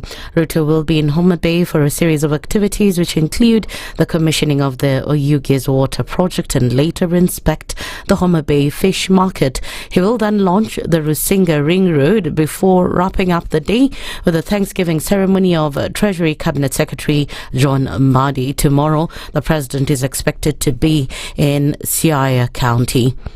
Immigration PS Julius Bitok will host a high-level interactive breakfast meeting with the representatives of CSOs, religious leaders and the private sector, among other interest groups. The meeting will be held at the Serena Hotel and across the corridors of justice. Convicted ex-Samburu Governor Moses Lenul Kulal will appear in court for his mitigation before sentencing. Lenul Kulal was on Wednesday found guilty of corruptly receiving 83.3 million shillings for the supply of petroleum products to the Samburu County government when he was the governor. Chief Magistrate Thomas Nzioki said that from the evidence produced in court by the prosecutors, it was not in doubt that Lenul Kulal and his proxy Hezbon Ndadi were the ultimate beneficiaries of the public funds. And the National Council of Churches of Kenya has urged the Ministry of Education to urgently resolve challenges facing the sector. The council said the education system is currently marred by confusion, inequality and injustices. Secretary General Chris Kinyanjui said the government should speedily address concerns raised and streamline the sector. He said resources are being wasted in many scholarship programs run by different agencies. A Kenya Defence Forces soldier is nursing a bullet wound after he was shot in a scuffle with police officers in Kware, Embakasi, Nairobi. Police said they were on patrol in Pipeline when they arrested the 3 soldiers for questioning over suspicion of being criminals. The team of police officers, who included a female one, bundled 2 of the soldiers into their car and began heading towards the nearby Kware police station. However, police say the 3rd soldier jumped into the car and started wrestling the officers on board. In the process, the 2 arrested also joined in the fight, with one of them reaching for the firearm of the female officer. Deputy governors now want want the County Government Act amended to specify their functions and roles. Led by Laikipia, Deputy Governor Ruben Kamuri, the deputies engaged the Senate Devolution Committee on how to make the position prestigious and impactful in county governance. There are those resolutions within the cabinet that are usually passed. Who takes charge of them? If you leave it to the CEC, he or she can take his sweet time. So that supervision of those already executed orders from the cabinet is what we are seeking. They, however, rejected a proposal by senators to compel governors to assign them executive roles. They instead preferred to run programs such as disaster preparedness and chair all county government subcommittees. Work of the programs, the work of subcommittees, the work of overseeing government to deliver is already too much. And you are supposed to be at the apex even to supervise the CCs themselves. So if you are given another job now of a CC, it means, one, you're also at the same level, two, you're also accountable. They further asked for a law to be put in place to address the constant tensions between them and the governors. If you say you want to have overall and then you want to have budget for your office, then the office will come and the governor will give you at least, maybe tell us that out of the budget of the governor office, that you need some percent, a specific percent for your office. I think it is important that we allocate some budget of whatever percentage. I think we need to allocate a percentage, whether it is 2%, whether it is 30% of the governor's budget. In this bill, you cannot be able to set the budget limit on this bill, but the county assembly can be able to do that, to appropriate. That's the news wire. I'm Leah Ubaga.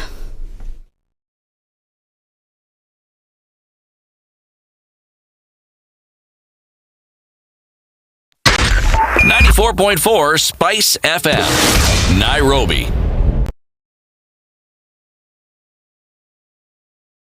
Okay, so where are we this morning? With traffic, Eastern Bypass, that seems to have cleared up, and getting onto Outer Ring is not going to be a problem for you today, at least at this time. Kangunda Road, then touching on Outer Ring, is also clear now. We just have a little bit of traffic that comes off Outer Ring towards the Thika Superhighway, and also on Kiambu Road, that still remains. Limuru Road, just getting into that bend section of Limuru Road, that looks like is what is going to be busy for now.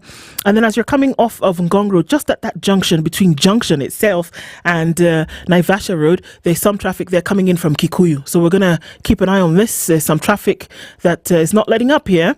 Keeping an eye on all of that as we come out of traffic hour soon. Talk to us on SpiceFM KE on X, hashtag The Situation Room.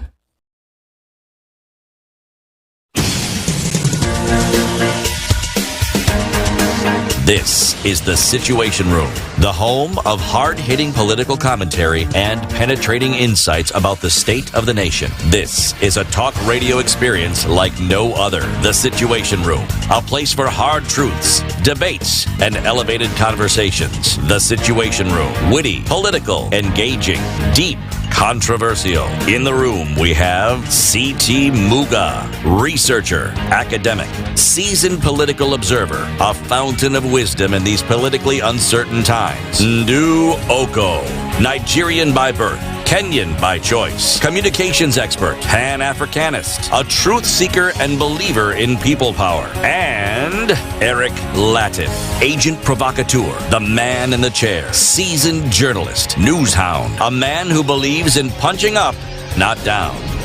This is The Situation Room, the only way to start your day. It's 7 minutes after 9 o'clock, and good morning. Hi, CT. And even as we get into the final hour of our conversation this morning, there is a big conversation around appointments and reappointments, who is doing what, who is going where. And we talk about the representation of Kenya, or rather the representation of Kenyans. Are Kenyans too or highly represented? And it's interesting because our next guest was at the core, at the front and center of that conversation when he talked about Mzigo. Punguza it. Mzigo is too much. We need to reduce it, and went around the country collecting signatures and said, come on, guys, we need to at least see a lower number in terms of representation. He's here. We'll talk to him in just a minute. But let me let you know about the Cradle Study Abroad World Fair. All right, looking for university education outside the country. You don't even know where to start. You start stabbing in the dark and they say, okay, what are we going to do? Well, Cradle has said, how about we switch on the light for you? And that's exactly what they've done. They've put on the lights and now you can see where everything is. You can see where everything fits. And you can see the little holes in terms of which university should I go to. You can see it clearly. And you ask yourself, how can I get funding for my university education? When the lights are on, you can see that clearly. How can I make sure that I'm getting the right visa or I'm in the right country? So Cradle has put on all the lights when you've been stabbing in the dark previously so that you don't get scammed, you get the right fit for the career choices that you have for the future.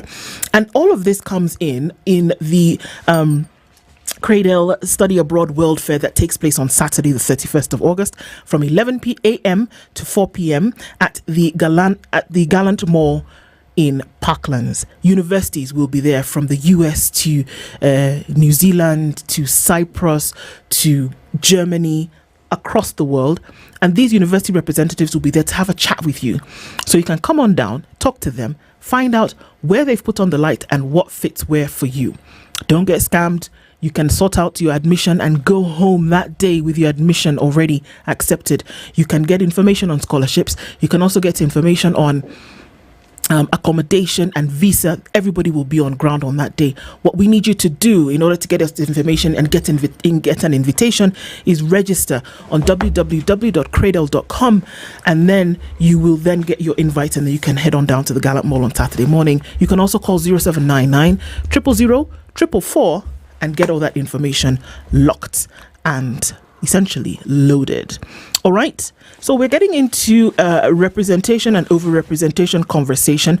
Dr. Ekuru Okot, he is the party leader of the Third Way Alliance, in the hot seat of the Situation Room this morning. Good morning. Good morning. How are you? Very well, thank you. Long time. I must say, I watch your shows actually, and I'm impressed with the subjects and also the people you're bringing in on the show. It's shaping up a conversation that is long overdue. Asante sana. I mean, that's one of the things that we try to do, isn't it? To set agendas and say, let's have these important conversations. It's necessary to have them. They will be uncomfortable sometimes. Yep. They will, ruffle feathers sometimes, but it's necessary to have.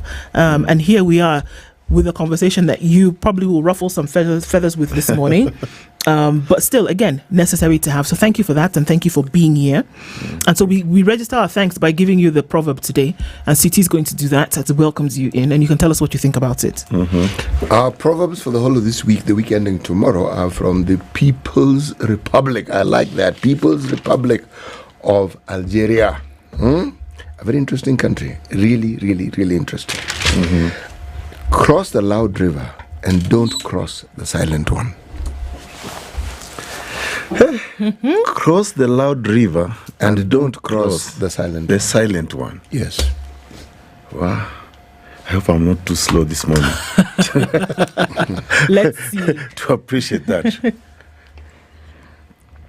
I think my thinking is that when you are saying in a difficult situation, or you're in a crisis situation, how you navigate yourself out of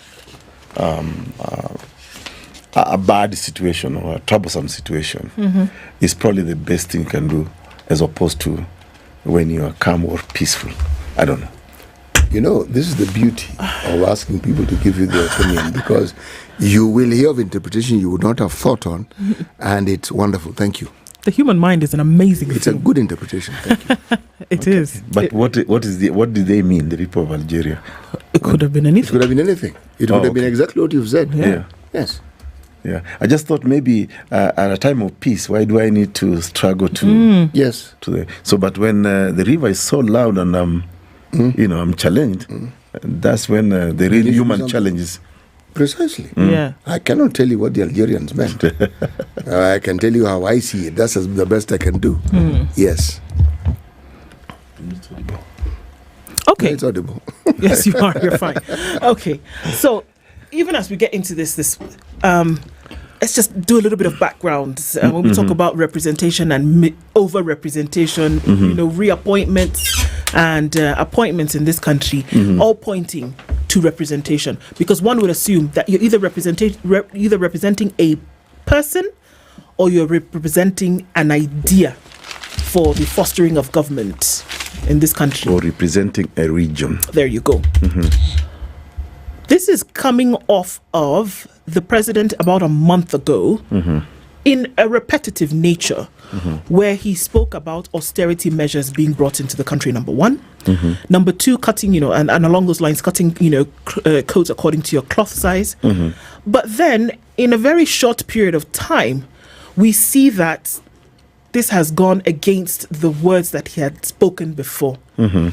We saw a cabinet dissolved, abolished, whatever word you want to use. And then very many individuals in that cabinet came back. And then we see other individuals who are cabinet ministers now being appointed in the positions of advisors. And of course, the rumor mills are buzzing about what can happen with permanent secretaries in the future to appease. Because I would need somebody to convince me that it was not for appeasement. Okay. What is happening, and are we seeing a situation whereby the overrepresentation, which your party a few years ago was very insistent on to say no, we don't have to spend this kind of money for Kenyans to be represented. We don't have to spend this kind of money on elections, for example. We don't have to spend this kind of money. What are we looking at right now if we look at the whole picture of what's happening in Kenya as pertains to this representation issue? I think, first of all, I hope Kenyans are actually watching, and I hope they are learning a lot of lessons, especially even coming from just what the Gen Z's revolution or revolt was all about, and that we should carry this over to the next stage of electing our representatives. You're right. Kenyans are overrepresented, and we did a quick study 5 years ago in 2018 when we brought the Punguza Mizigo Constitutional Amendment Bill that was targeting to reduce the cost of our governance and also reduce representation, go for a lean government, and then redirect those resources that we are spending on representation to basic services.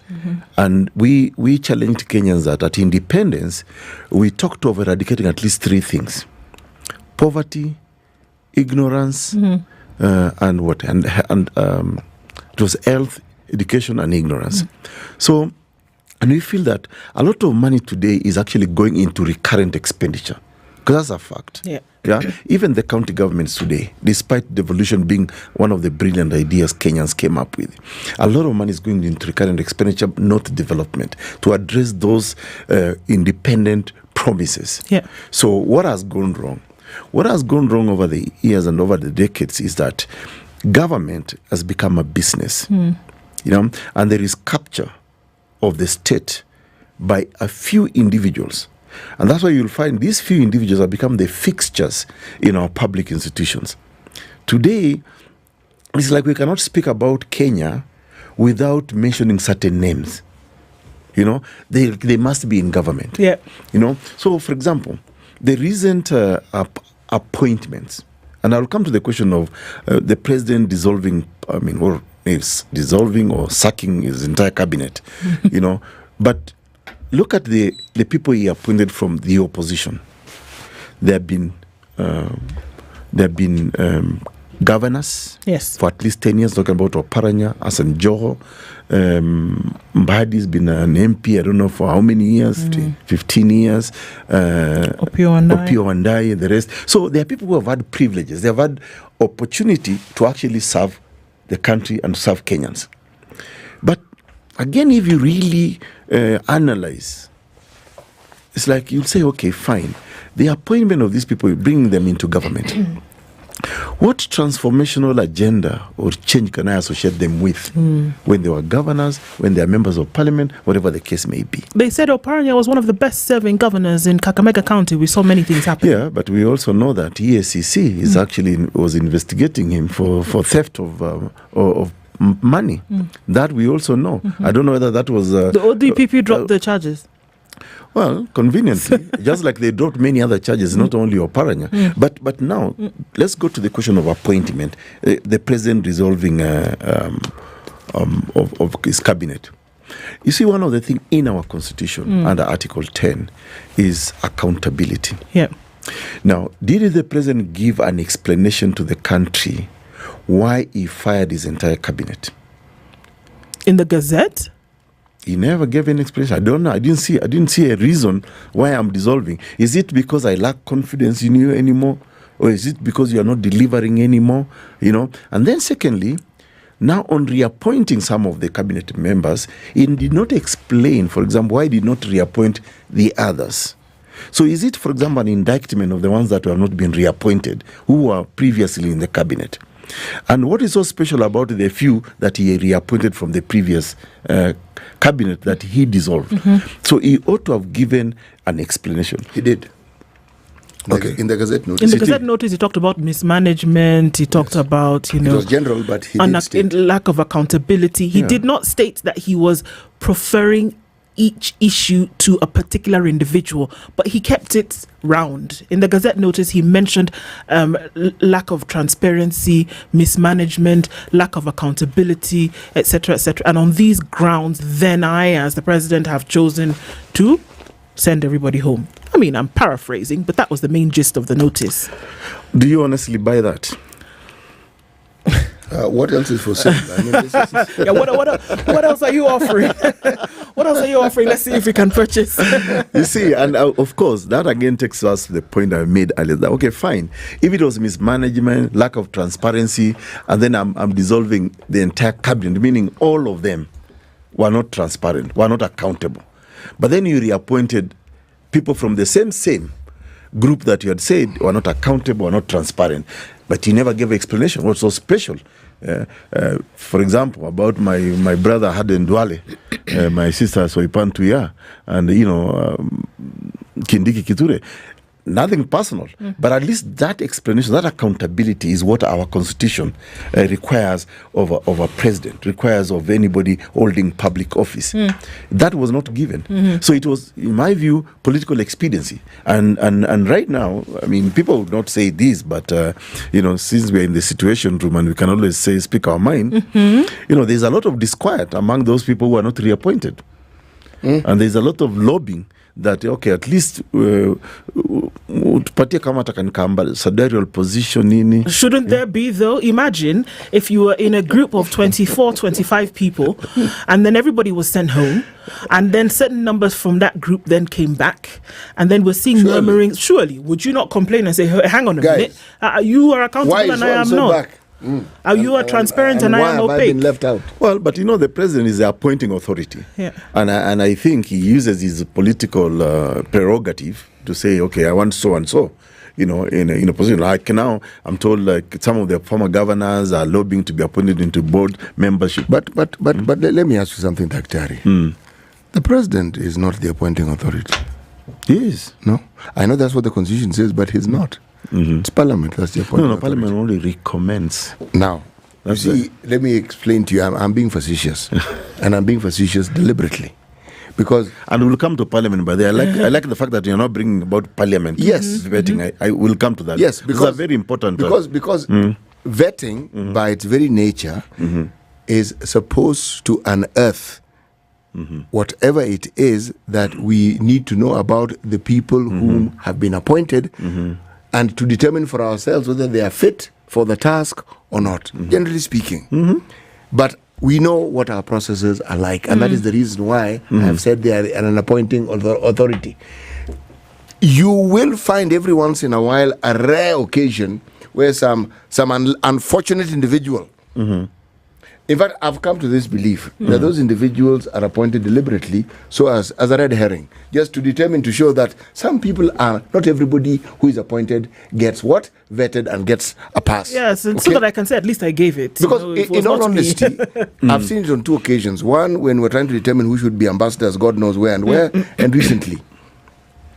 Are you telling me that even if you are somebody who was lobbying for someone, that you would not know that that person will be vetted, and so that they can at least be prepared, so that when they are vetted, they can respond? Or are we saying that these are individuals who are prepared, but there are people who do very badly in interviews, very, very badly. They may even have the knowledge, but the moment they're in front of a committee, they lose it. Everything just flies out of the window.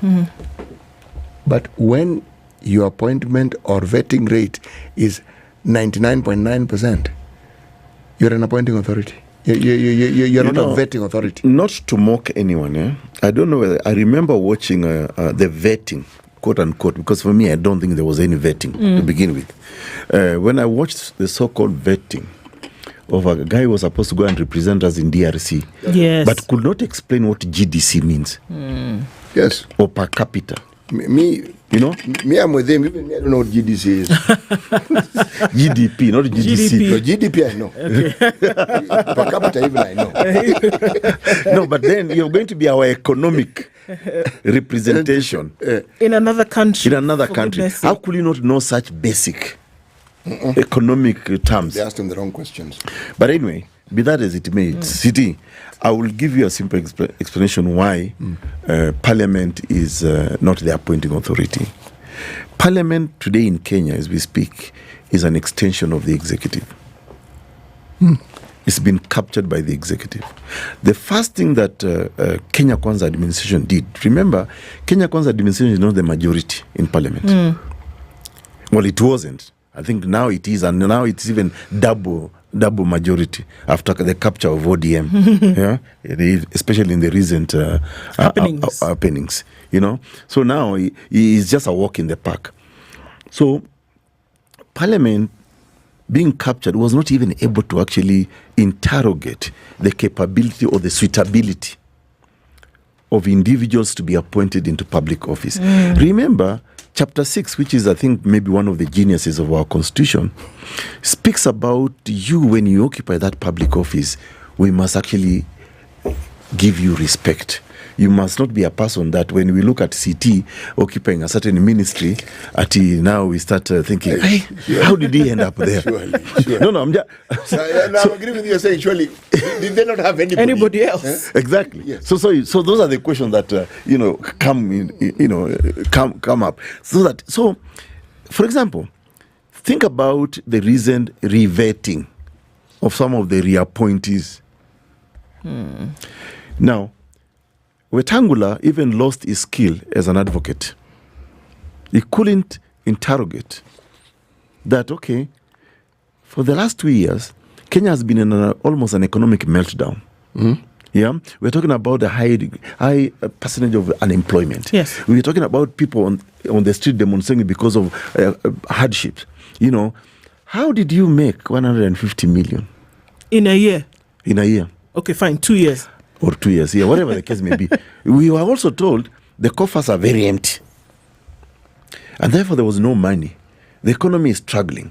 We are borrowing, we are flying around and about the globe to borrow money so that we can improve the economy. But you made so much wealth.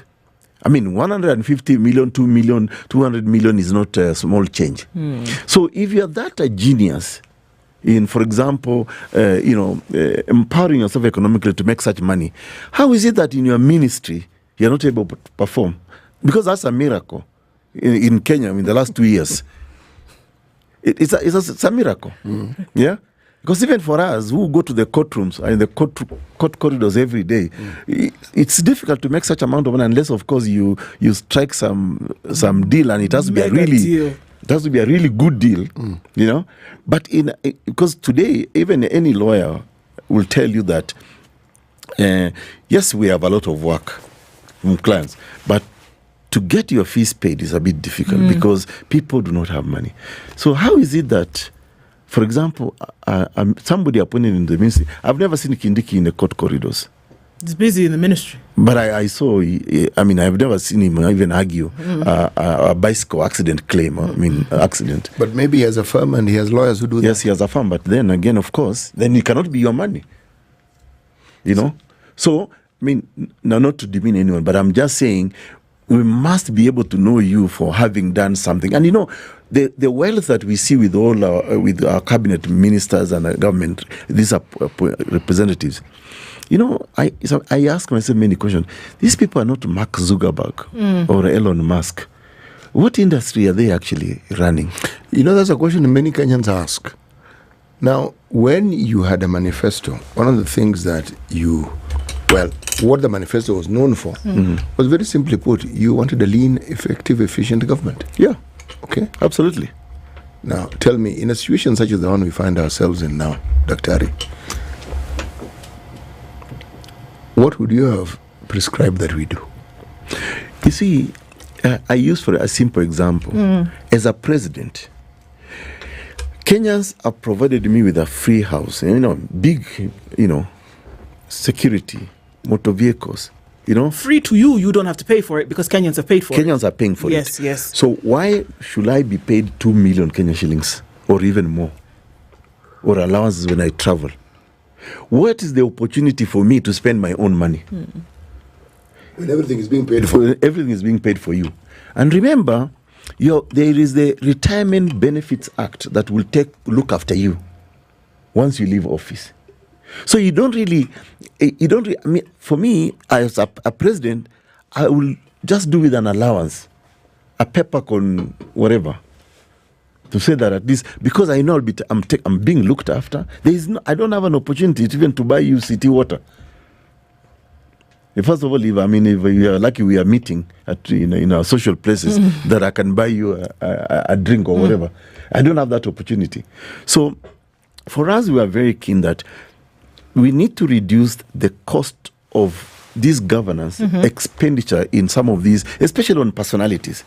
Because, by the way, if you want to make money, and that was our argument in our manifesto called our promise to Kenyans, if you want to make money, go to the corporate world.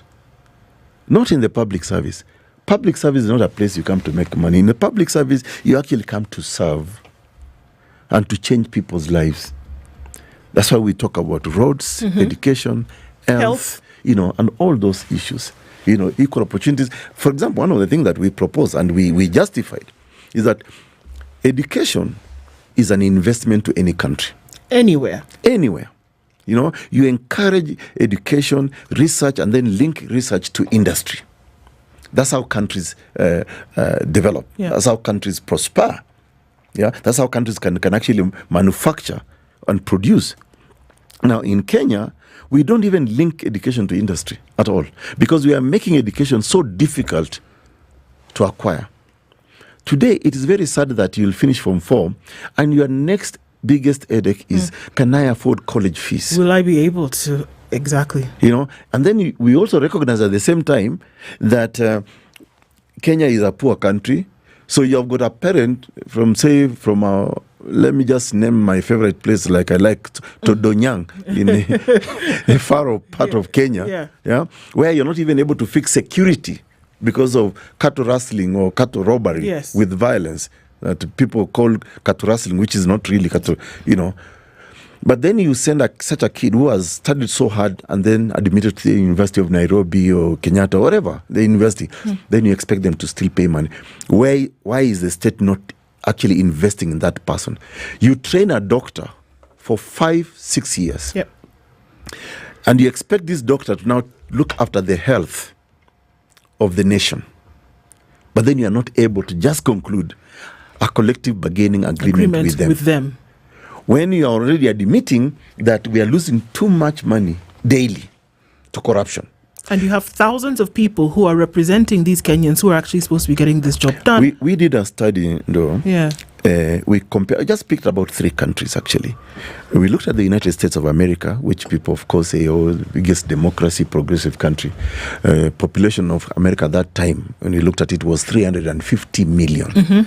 They only have 535 representatives for both houses of Congress and the Senate. Yes. Meaning in America, they represent about 625,000 people.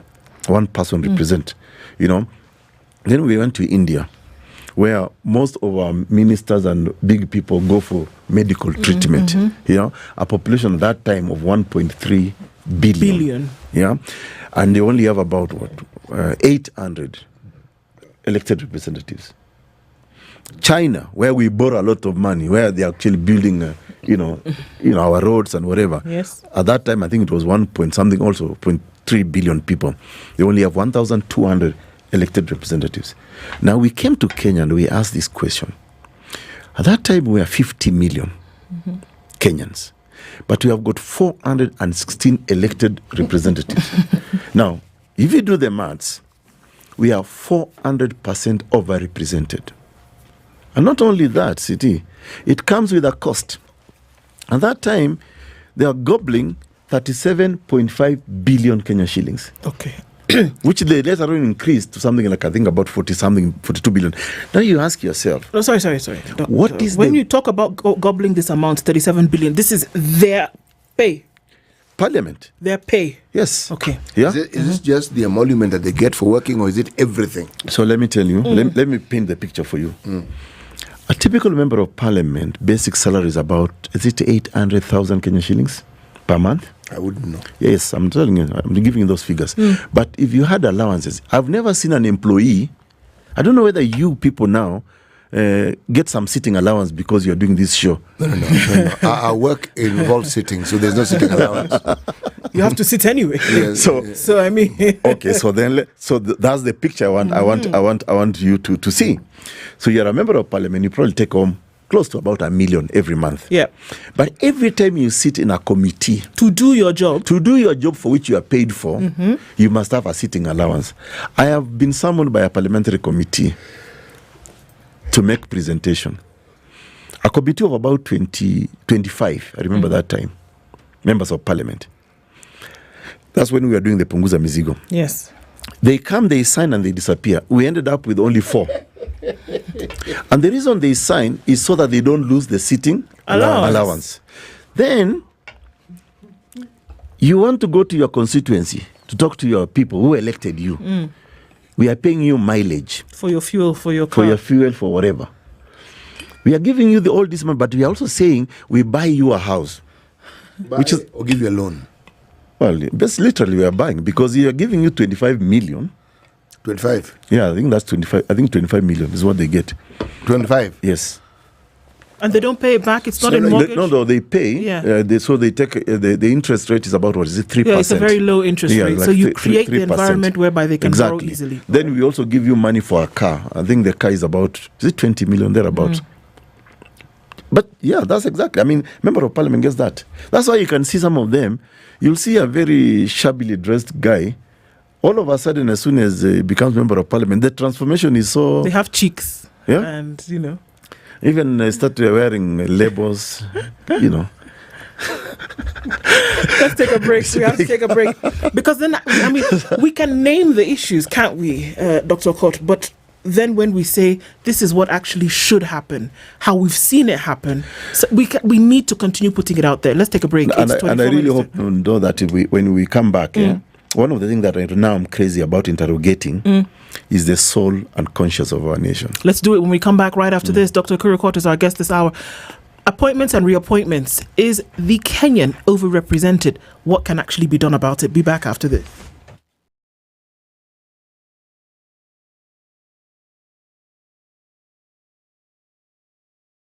This is the Situation Room, the only way to start your day.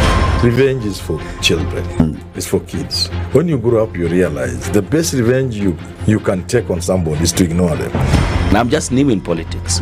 It is not everybody's cup of tea. That's why some people come in one term and that's it for them. Political parties in this country do not have ideologies, whether luring or otherwise. And that is the effect of corruption. Any time an offense occurs anywhere in the country, it is the job of the Inspector General to look into it. Whether it is corruption, whether it is murder, whether it is petty, that is his job. If we have chosen to be a corrupt nation, then we produce corrupt leaders. Everything then becomes chaotic, that you cannot be able to change a nation. The Situation Room, Kenya's biggest conversation. Nairobi, get ready. The Cradle Study Abroad World Fair is coming to you. Meet top international universities, apply on the spot and secure partial scholarships. Get student visa and accommodation assistance all in one place. The Cradle World Fair will be held on Saturday, 31st August from 11 a.m. to 4 p.m. at Gallant Mall, Parklands, Nairobi. This is an invite-only event. Make sure to register by visiting www.cradle.com or call 0799 000 444. The weather with SpiceFM.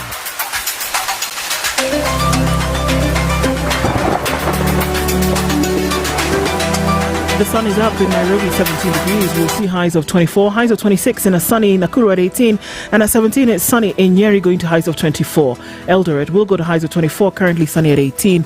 Mombasa at 28 is sunny. Malindi at 27 is sunny as well. It's 24 and sunny conditions in Kisumu with highs of 31, and we'll see highs of 30 in a sunny Kakamega at 21. Partly sunny at 22 in Kampala with highs of 29, and we'll see highs of 30 in Dar es Salaam, where it's sunny at 24. 10 degrees, slightly warmer in Johannesburg with highs of 23, and we'll see highs of 29 in a sunny Mogadishu at 27. 17 and sunny in Addis Ababa, and we'll see highs of 29 in a cloudy Lagos and 34 in a sunny Kinshasa. 30 and sunny in Beijing, 18 and sunny in Paris, with 15 and sunny conditions in London. It's 25 and partly cloudy in New York. Coming into Thursday, we'll see highs of 25 and lows of 18.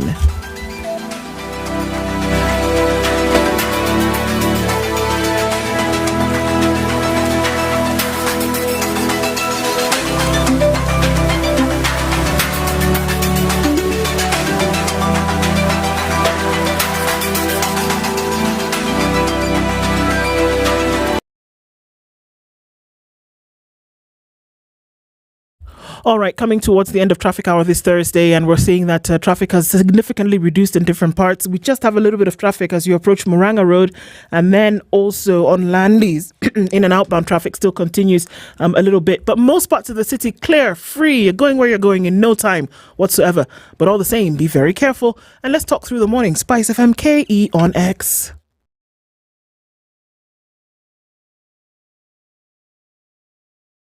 Mature, intelligent talk every morning. Spice up yourself.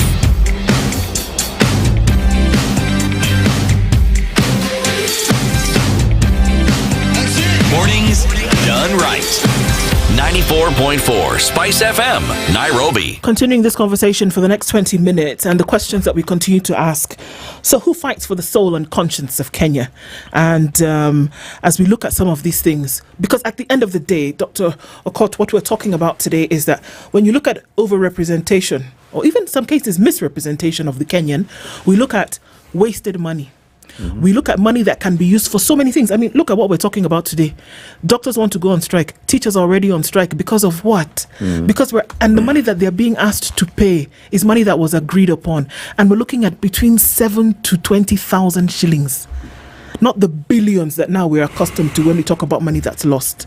We're saying that doctors, you said they were going to pay them 120,000 shillings, an increase to a certain amount, you won't pay them.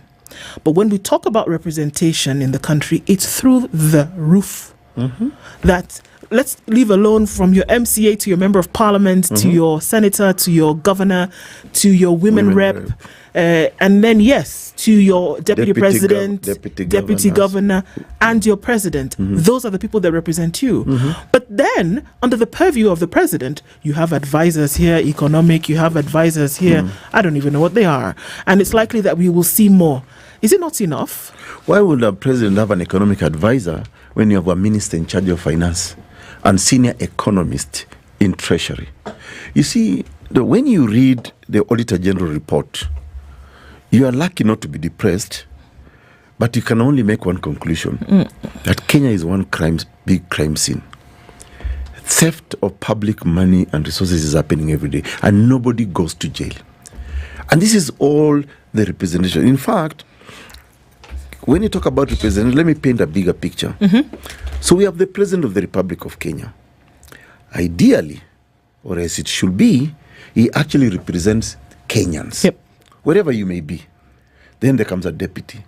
So then you have a senator, you have a governor, you have a member of parliament, you have a women rep, then you have got an MCA, member of county assembly. That is all representation in just one particular unit. Then now you go to appointment of people into cabinet by dint of Article 130 of the Constitution of Kenya. So people are saying, oh, we must have someone from our region. Yes, yes. You know, again, that's representation. But even though they don't share their salary with you, or the trappings of power, and all the good things that comes with that power. Or when they travel out of the country, they actually come back maybe with a minimum of at least 500,000 Kenya shillings, because hotel is paid for, everything is paid for, the allowances, the packs. I mean, it's just wastage, pilferage. It's actually theft. I mean, I these days I shudder to. I don't want to use the word corruption because I don't know what it means even in my mother tongue. But if you tell me in Turkana that I was supposed to build a road, and that road is not there, and money was allocated, where did the money go? You basically stole. Yes, you did. Yeah, you defrauded the public. So representation in Kenya comes at a very heavy cost, and it's not just political representation we're talking about, by the way. It is also just representation in government and duplications of roles and positions. When, for example, President William Ruto, in his wisdom or lack of it, felt that we need to bring back chief administrative secretaries who are not even defined in the constitution. And of course, you are picking people from various regions. Again, that's representation. And it comes with a cost. So, for example, who does the office of the first lady or the office of the wife of the second deputy president or office of the chief cabinet secretary represent in Kenya? For us to be able to allocate them that amount of money, nothing personal to those offices. No, not at all. Nothing personal, but it's a cost to us that comes with creating these appointments, these positions that ideally represent a certain situation in the country. So we really need to rethink. So this situation that they represent, what exactly is it? Which one? Well, these offices that you're saying, the ones we fund, because if we are funding them, there is the thought is that they're helping something. Exactly. What is it? That's a bigger question. Your guess is as good as mine. But for me, it's wastage, because if you balance them against, for example, the pressing needs in the country, do we really need to spend money? And so you asked the question about the soul of the nation. Yeah, you see, the soul of any nation. I was reading Hal Bisak's book and Asen Hebrahim. They wrote about the soul of the nation from the South African context and in constitution making. You see, it's leadership of a country that actually betrays that consciousness of the conscience of a country. Because if you don't represent, you cannot, for example, tell us that you are going to uplift the lives of the downtrodden, but then you are doing exactly the opposite. Yeah. And if, for example, if you analyze the Gen Z demonstrations, Maandamano, it was a reaction to how they are being betrayed as a generation by leadership over the years and over the decades. So the consciousness of our country must really be questioned, and the questioning must start from, on the one hand, from the leadership of the country. Where are they leading us as a nation? Yeah. When we are overspending this money through some funny offices, and yet we are compromising, for example, education, health, and good roads and all that, is the leadership of a country really conscious? But then we need to go to the next level. That we as a society, when we decide that we are installing or putting somebody in the positions of leadership, are we also conscious when making that decision? Especially when we start talking about the mutuetu. Today, I was just challenging my Luo friends, and I mean, not necessarily UCT, didn't talk to you. Yeah. But there was excitement in Luo Nyanza. Because the president came First, it started with the appointment of cabinet secretaries from this region. Yes. Okay. Mbadi, Opio Wandai, and now Luos are saying now we are in charge of the treasury, so we don't need to go for Maandamano anymore. we are in government. My goodness. And then, of course, the other thing is, now Baba will be the president of all presidents in Africa if he gets the AUC position, although they're really playing him, because I don't think he will get it. So now it has culminated into a 4-day tour of Luo Nyanza. Yes. So that consciousness for me is lost. Can you put consciousness and politics in the same sentence and hope that I think you can. You can. City, you can. Because you see, if you go into leadership through politics, of course, then we expect that you will transform society, transform a leader, so that we can say, once upon a time there was a leader who did. For example, to be honest with you, I'm a great admirer of Ibrahim Traore of Burkina Faso. Yeah. I love the guy, and I love what he's doing.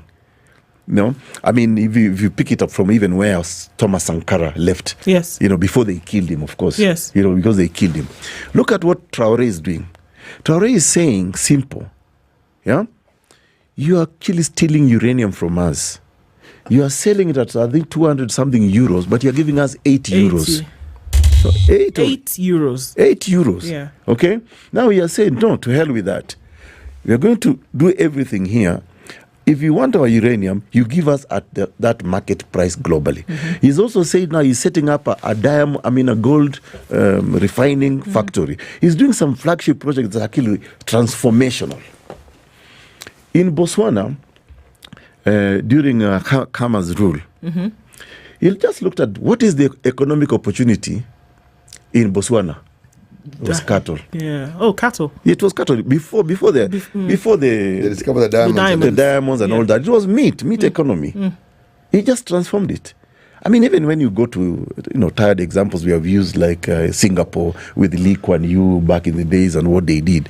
So yes, you have to link, because you cannot tell us that when you are a leader you cannot see what is the heartbeat of the nation and what do people want. And that becomes an identity of you as a people. Actually, what you said is very pertinent. A leader, by definition, must be somebody who actually has a vision, who is visionary. Because to lead, it means you see ahead. Exactly. Yeah, but the fact that we elect people doesn't necessarily make them leaders. They occupy positions of leadership. But if you were to judge them by what they do with those positions, then ultimately the word leaders and certain individuals cannot be again in the same sentence. I don't want to name names here, but I feel that sometimes I feel very embarrassed as a Kenyan that some nondescript individuals today are actually the face of leadership in Kenya. How so? Because they are in the seat of power, or they are influencers on how policy decisions are being made, and they will even brag openly that their business is to make money. They have said that in the open, but I don't want to name names. But you see, now that makes culminates into a description of what are the people of Kenya known for. You see the way you look into a country, you say, okay, Tanzanians are supposed to be polite people, Ugandans are like these, Kenyans, we are seen as the crooks in East Africa, by the way. and that becomes a character description of who we are as a people. So I think that for me, I'm thinking that maybe going forward, we need to begin to prick our conscience as a people, so that even as the electorate, who are we actually giving these positions of power and influence to be able to transform our lives? I think we now need to begin to deconstruct the Kenyan society, but also the leadership or the people occupying those offices. How does that then apply when we're making decisions? Because at the end of the day here, whether you want to talk about overrepresentation, and if that's going to be changed, essentially that means that you start to do things like constitutional amendments. That means that you start to have that very serious and for many people very uncomfortable conversation. Then you also have the very thing that you've said now, when you're then looking into a decision that you make in the future at the ballot, how many people are scrutinizing or interrogating this thing that you have said and say, we really need to start to look at how we make choices on certain things. How many people are ready to have that conversation vis-a-vis the hunger that they have in their bellies, vis-a-vis the children that they're looking at home and have not gone to school? And somebody comes up to you and offers you 500 shillings to solve a today problem. 500 shillings is too much. Well, there you go. To solve a today problem. 50, Bob. How do we get out of that? And here we are saying the very same people who are depending on 50 shillings, for example, because there's a lot of people who are depending on that 50 shillings. And it's provided to you by the person who, by golly, should not be the one in that position of representation, but they do because they have the power of the purse, right? How do we start to have that conversation when it's against the sacrifice, or rather against the altar of survival? How do we do that? So one of my favorite musical artists is called Sam Cooke. And before he was killed, he had composed a song called Change Is Gonna Come. And change is not easy because he did this song in the 70s, if I'm not wrong. But he had envisioned a situation where one day, one time, things will be better in America, and of course for me, I link that, for example, to the presidency of someone like Barack Obama, and I think now that we have got a prospective first female president in the United States with Kamala Harris, and we've also had examples in Africa, Ellen Johnson Sirleaf, Suluhu Hassan and others. These are not things that we ever thought would happen. But I think, to your question, to address societal challenges is not always a very comfortable or easy, situation. Unless, of course, you go maybe the dictatorship, or the benevolent dictatorship approach. Yeah. For example, people like, say, Kagame. People say Kagame is a dictator. For me, I see him totally different. I don't know about his, but I go to Kigali, I'm proud, I'm impressed. I can see a very clean city, can see certain safe city, certain mannerisms. For example, you jump the lights, you're in trouble. Yeah. You don't talk about tribalism and all that. Back in my student days, when I was in the UK, I remember Tony Blair that time as a prime minister. He started speaking about certain bad manners of the British people. Obesity. He just spoke about obesity, and he linked obesity to how it is stretching the health budget. Wow. No, seriously. And he told people, I think you probably need to exercise. Think about what you eat. Because now, because of your eating bad habits, you are now stressing us, me as a prime minister, to look after you. The national health, whatever, that the equivalent NHS, of NHS, is overstretched because of just obesity. So we need to address that. So we also need to start talking about certain bad things in our country. And the unfortunate thing is that we don't have a leadership that is able to be honest enough to say, I've read the Auditor General report. It has confirmed there is theft happening in all the departments of government, in all the 47 counties of Kenya. People therefore must go to jail. We don't have that in Kenya today. No. Instead, you see people being rewarded with appointments into public office. And that's happening every day. They come into public office after stealing from us to even steal more. Why are they rewarded? Because of political expediency. Precisely. Now, if political expediency rules the day, and bad leadership, then it isn't leadership. Well, but we a semblance of leadership that is exemplified we call there. them our leaders. Yes. Well, they're in position of leadership. If reference is being made to people who have a following, whether what they're doing is good or not, then let's say you're right. This is what I am saying. I am saying that when I look at political expediency, there are many instances where somebody can actually justify it and say it is for this purpose. For instance, Museveni has 139 advisors? Okay. I'm certain I've heard the arguments for it, and it's political expediency, but it stabilizes his government. Because if you look at the list of people who are given former vice president, former lieutenant general in the army, people who are of substance, so they are not let loose into the system. They have a position, they have an office, there's something that they do. Now, I can understand that given the background where they came from and how it is they got into power. I understand it. Ours, where we actually elect people, that's what I'm asking. What's the justification? You see, listening to you, you're actually saying that political expediency is an expression of fear of those people in positions of leadership. Yeah. Because if they're not going to be politically expedient, bring people who might destabilize them, then their positions are threatened. Which means, therefore, political expediency has a negative connotation. If you look at, for example, and I think we've spoken it about here, one of the political geniuses of the Jubilee administration after the 2017 election was to bring on board the only person who could actually disrupt them. And that's how the handshake government came into place. Yes. To bring in on, get your enemy on your side. Exactly. Yeah. Today, as we speak, yeah, the ODM people can, the Azimio guy can deny this.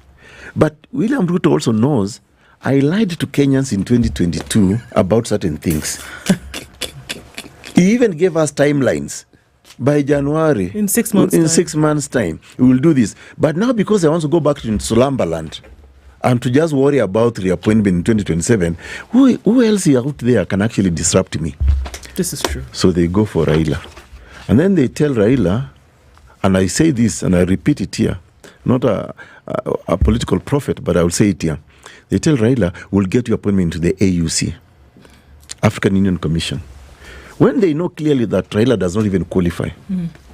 What do you mean? But you check the qualifications to be a chairperson of AUC. Yeah, it's quite some. Yeah. It's quite some. He doesn't qualify. What do you need to do? Have wings. Even right from an academic point of view alone. Yeah. Language. I should be patriotic to say, let me have, my fellow countrymen go to the AUC. But the truth for the matter also is that there are qualifications you must meet. Basic qualifications. Basic qualifications. And also, the fact that how are we actually lobbying for this person? Couldn't we have picked, say, for example, a more qualified person? Because the guy from Djibouti, to be honest, I mean, he is more qualified than, one to look at. It's a fact. Have a look at it. For sure. You know, and therefore, for me, again, we're also not being, in this country, city, sometimes this is we talk some truths which make people very uncomfortable. But also the image of our president in the continent and globally is going to campaign against Raila. Remember this interview, and I think we'll have a comeback. Definitely we will. Yeah. Unfortunately, now time runs out, but I think there are very many things that pop up, and that's why it's important to continue having a conversation, because two things happen. You keep talking about it, or something will be done. And I think those are two very important things to do. Overrepresentation, what should be done about it? What should we cut? Dr. Ekuro Kot, party leader of Third Way Alliance, has been our guest this hour. Thank you for being here this morning, and we look forward to the next one. And thanks for having me. This kind of conversation deserves like a half day. Indeed. Indeed it does. Thank you for all of you for being part of Kenya's biggest conversation today. By God's grace, we talk again tomorrow morning. Good morning. It's 10 a.m.